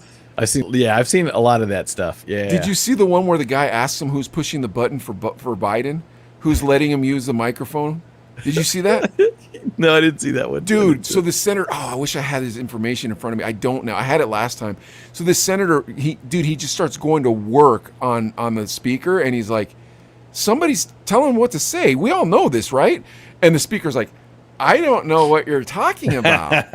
I've always known him to speak. He'll speak his mind. He's like, he might speak his mind, but it doesn't make any sense. Yeah. Someone is running our country who's not that. Maybe he didn't go that far, but he went pretty far. And the Speaker of the House, dude, you could just see he was like, "I'm lying." I like that Nicki Minaj was like, "Hey, White House, kick rocks." I do too. Yeah, because here's the thing: I don't want my politicians and my rappers to know each other. Like Obama, God bless you, man. I have nothing against you personally, except for that. Hip hop. And rock and roll and whatever kind of music is supposed to be rebellious. It's supposed to shake the world and make us look at the world and go, are you telling the truth or are you lying? Let me see. And if you're friends with the president, you're not going to say what you're supposed to be saying on those records. And here's the thing about the swollen testicles. There's an easy way to prove it. That is true. Send a pic. That's all you got to do. You don't have to. You can do it through the. I mean, if they're that. I mean, because I'm thinking like regular, swollen. Okay, no big deal. Whatever, dude. And the swelling go down. Put some ice on it. What do you do? But if it's like swollen, like coconut swollen, then yeah, prove it. I mean, I don't know if swollen. If you want her to prove it that bad, my thing is, who cares, dude? Yeah. Here's the thing: what happened to freedom of speech? Even if she's lying, we still have freedom of speech. You know what I mean? It's like, yeah, it absolutely, and yeah, it's gonna cost you in Twitter follows because I think she bailed on Twitter because they were blocking her stuff. But yeah, dude, just honestly, just take a picture of like I don't want to see him, but dude, if me and you were in our apartment back on Congress. And I was like, sketch, dude. I don't know, man. This testicle looks bigger than the other one. I'd be like, go to the doctor and don't show me. I'd say, well, hey, man, I took a Polaroid, so please leave me alone. I'm on the phone with the limousine company right now trying to get our other gay idea going. But dude, if it's true, there should be proof. You wouldn't have to show it, dude. If your testicles were that swollen, you could show them through the shorts. You could just be like, look at my shorts, and they'd be like, whoa, are you smuggling coconuts in your shorts? I'm not. And if someone wants to pat me down to prove it, feel free to do so. Just be gentle around here. But here's how this works. We have freedom of speech. It's our First Amendment right in this country. If she wants to say something that may or may not be true, she has the right to say it. I don't understand why all of a sudden we're getting to this place where it's like, stop talking. You're not allowed to say that. No more, dude. And don't tell me what I can and can't say. Dude, I had some girl come in the shop today and she wanted to ramble on about this guy at her gym that goes to her gym who is mad about transgender people. And I'm kind of like, I don't want to have this conversation. I don't care. And I kept trying to speed the conversation along and she kept trying to wrangle it back. So finally I had to lie and say I had to get on a phone call. Like, here's how this works. We all have freedom of speech. I have freedom to not listen also. You know what I mean? So if Nicki Minaj wants to say something, I'm not going to hear it because I don't listen to Nicki Minaj and I'm not mad at her. It's just like, look, man, you don't want 50-year-olds listening to your music. That makes you uncool. The second I start saying an artist is hip that's in the top 40, I feel sorry for them because they're going to take a tumble because I've heard of them at that point. You know what I mean? Yeah. You're not cool. You're not underground anymore. You're not for the kids. Yeah, like, so Nicki Minaj, if you're going to say that, I hope you're telling the truth. And I got to assume by the way that you vibrantly defended your position that you did tell the truth, then good for you saying that. But more importantly, I like that, because here's why. The White House was probably like, hey, come on, come down. And she was like, no, I'm a gangster. I ain't coming down. Yeah. Because she's for real. You know what I mean? That's respect. She's the real one. I agree. You know That's what I mean? Respect too. So, and then they try to lie on that. No, Yeah. we did. We said we'd make a phone call. Do you trust this administration? Not at all. And who cares? Again, who cares? Yeah, we invited her down because we wanted to talk to her. That's all. So no, it was just a phone call. It was just a phone call. Stop with that, dude. With the crap show that this administration's trying to run, I don't believe anything ever that they're saying at all. And dude, it's one of those things where, like, no matter what Biden says from here on out, anyone who wants to oppose them can just say one word. What's Afghanistan. That? Afghanistan. Yeah. The border. No, just Afghanistan. We are never going to forget that. We will never forget that. Yeah. Like, this administration, I do not trust. And if they called me down and I'm Nicki Minaj, I'd be like, you're not shooting me. You're not drugging me. You're not going to threaten me. Say what you're going to say in front of everybody. Yes. I've got the platform. It's called Twitter, and everybody can see it. Let's go. Yeah. I got the platform. It's called Hit Records, and I'm not going to make diss records about you like this sissy makes diss records about Kanye. I'm going to make real diss records. But don't worry, I'm gully. I got lots of people who got my back. So I can hide right there, and you're still not going to touch me. That's the thing, man. God bless you, Nicki Minaj. Unfortunately, I don't know one of your songs. I probably don't want my kids listening to your music. But God bless you for standing up for the freedom of speech. I agree with you 100%. Big ups to Nicki Minaj, and big ups to the Chino brothers. If you're not following us already on YouTube, please follow us on YouTube. We're at 132 followers right now. Really? Nice. Yeah. YouTube, please stop suppressing our videos. Please, YouTube, blow up our Birdman and Young Wayne video. And that's it, everybody. Thank you so much for watching the Chino brothers. Please subscribe to us on YouTube and watch that Birdman video. All right. See you soon. Later.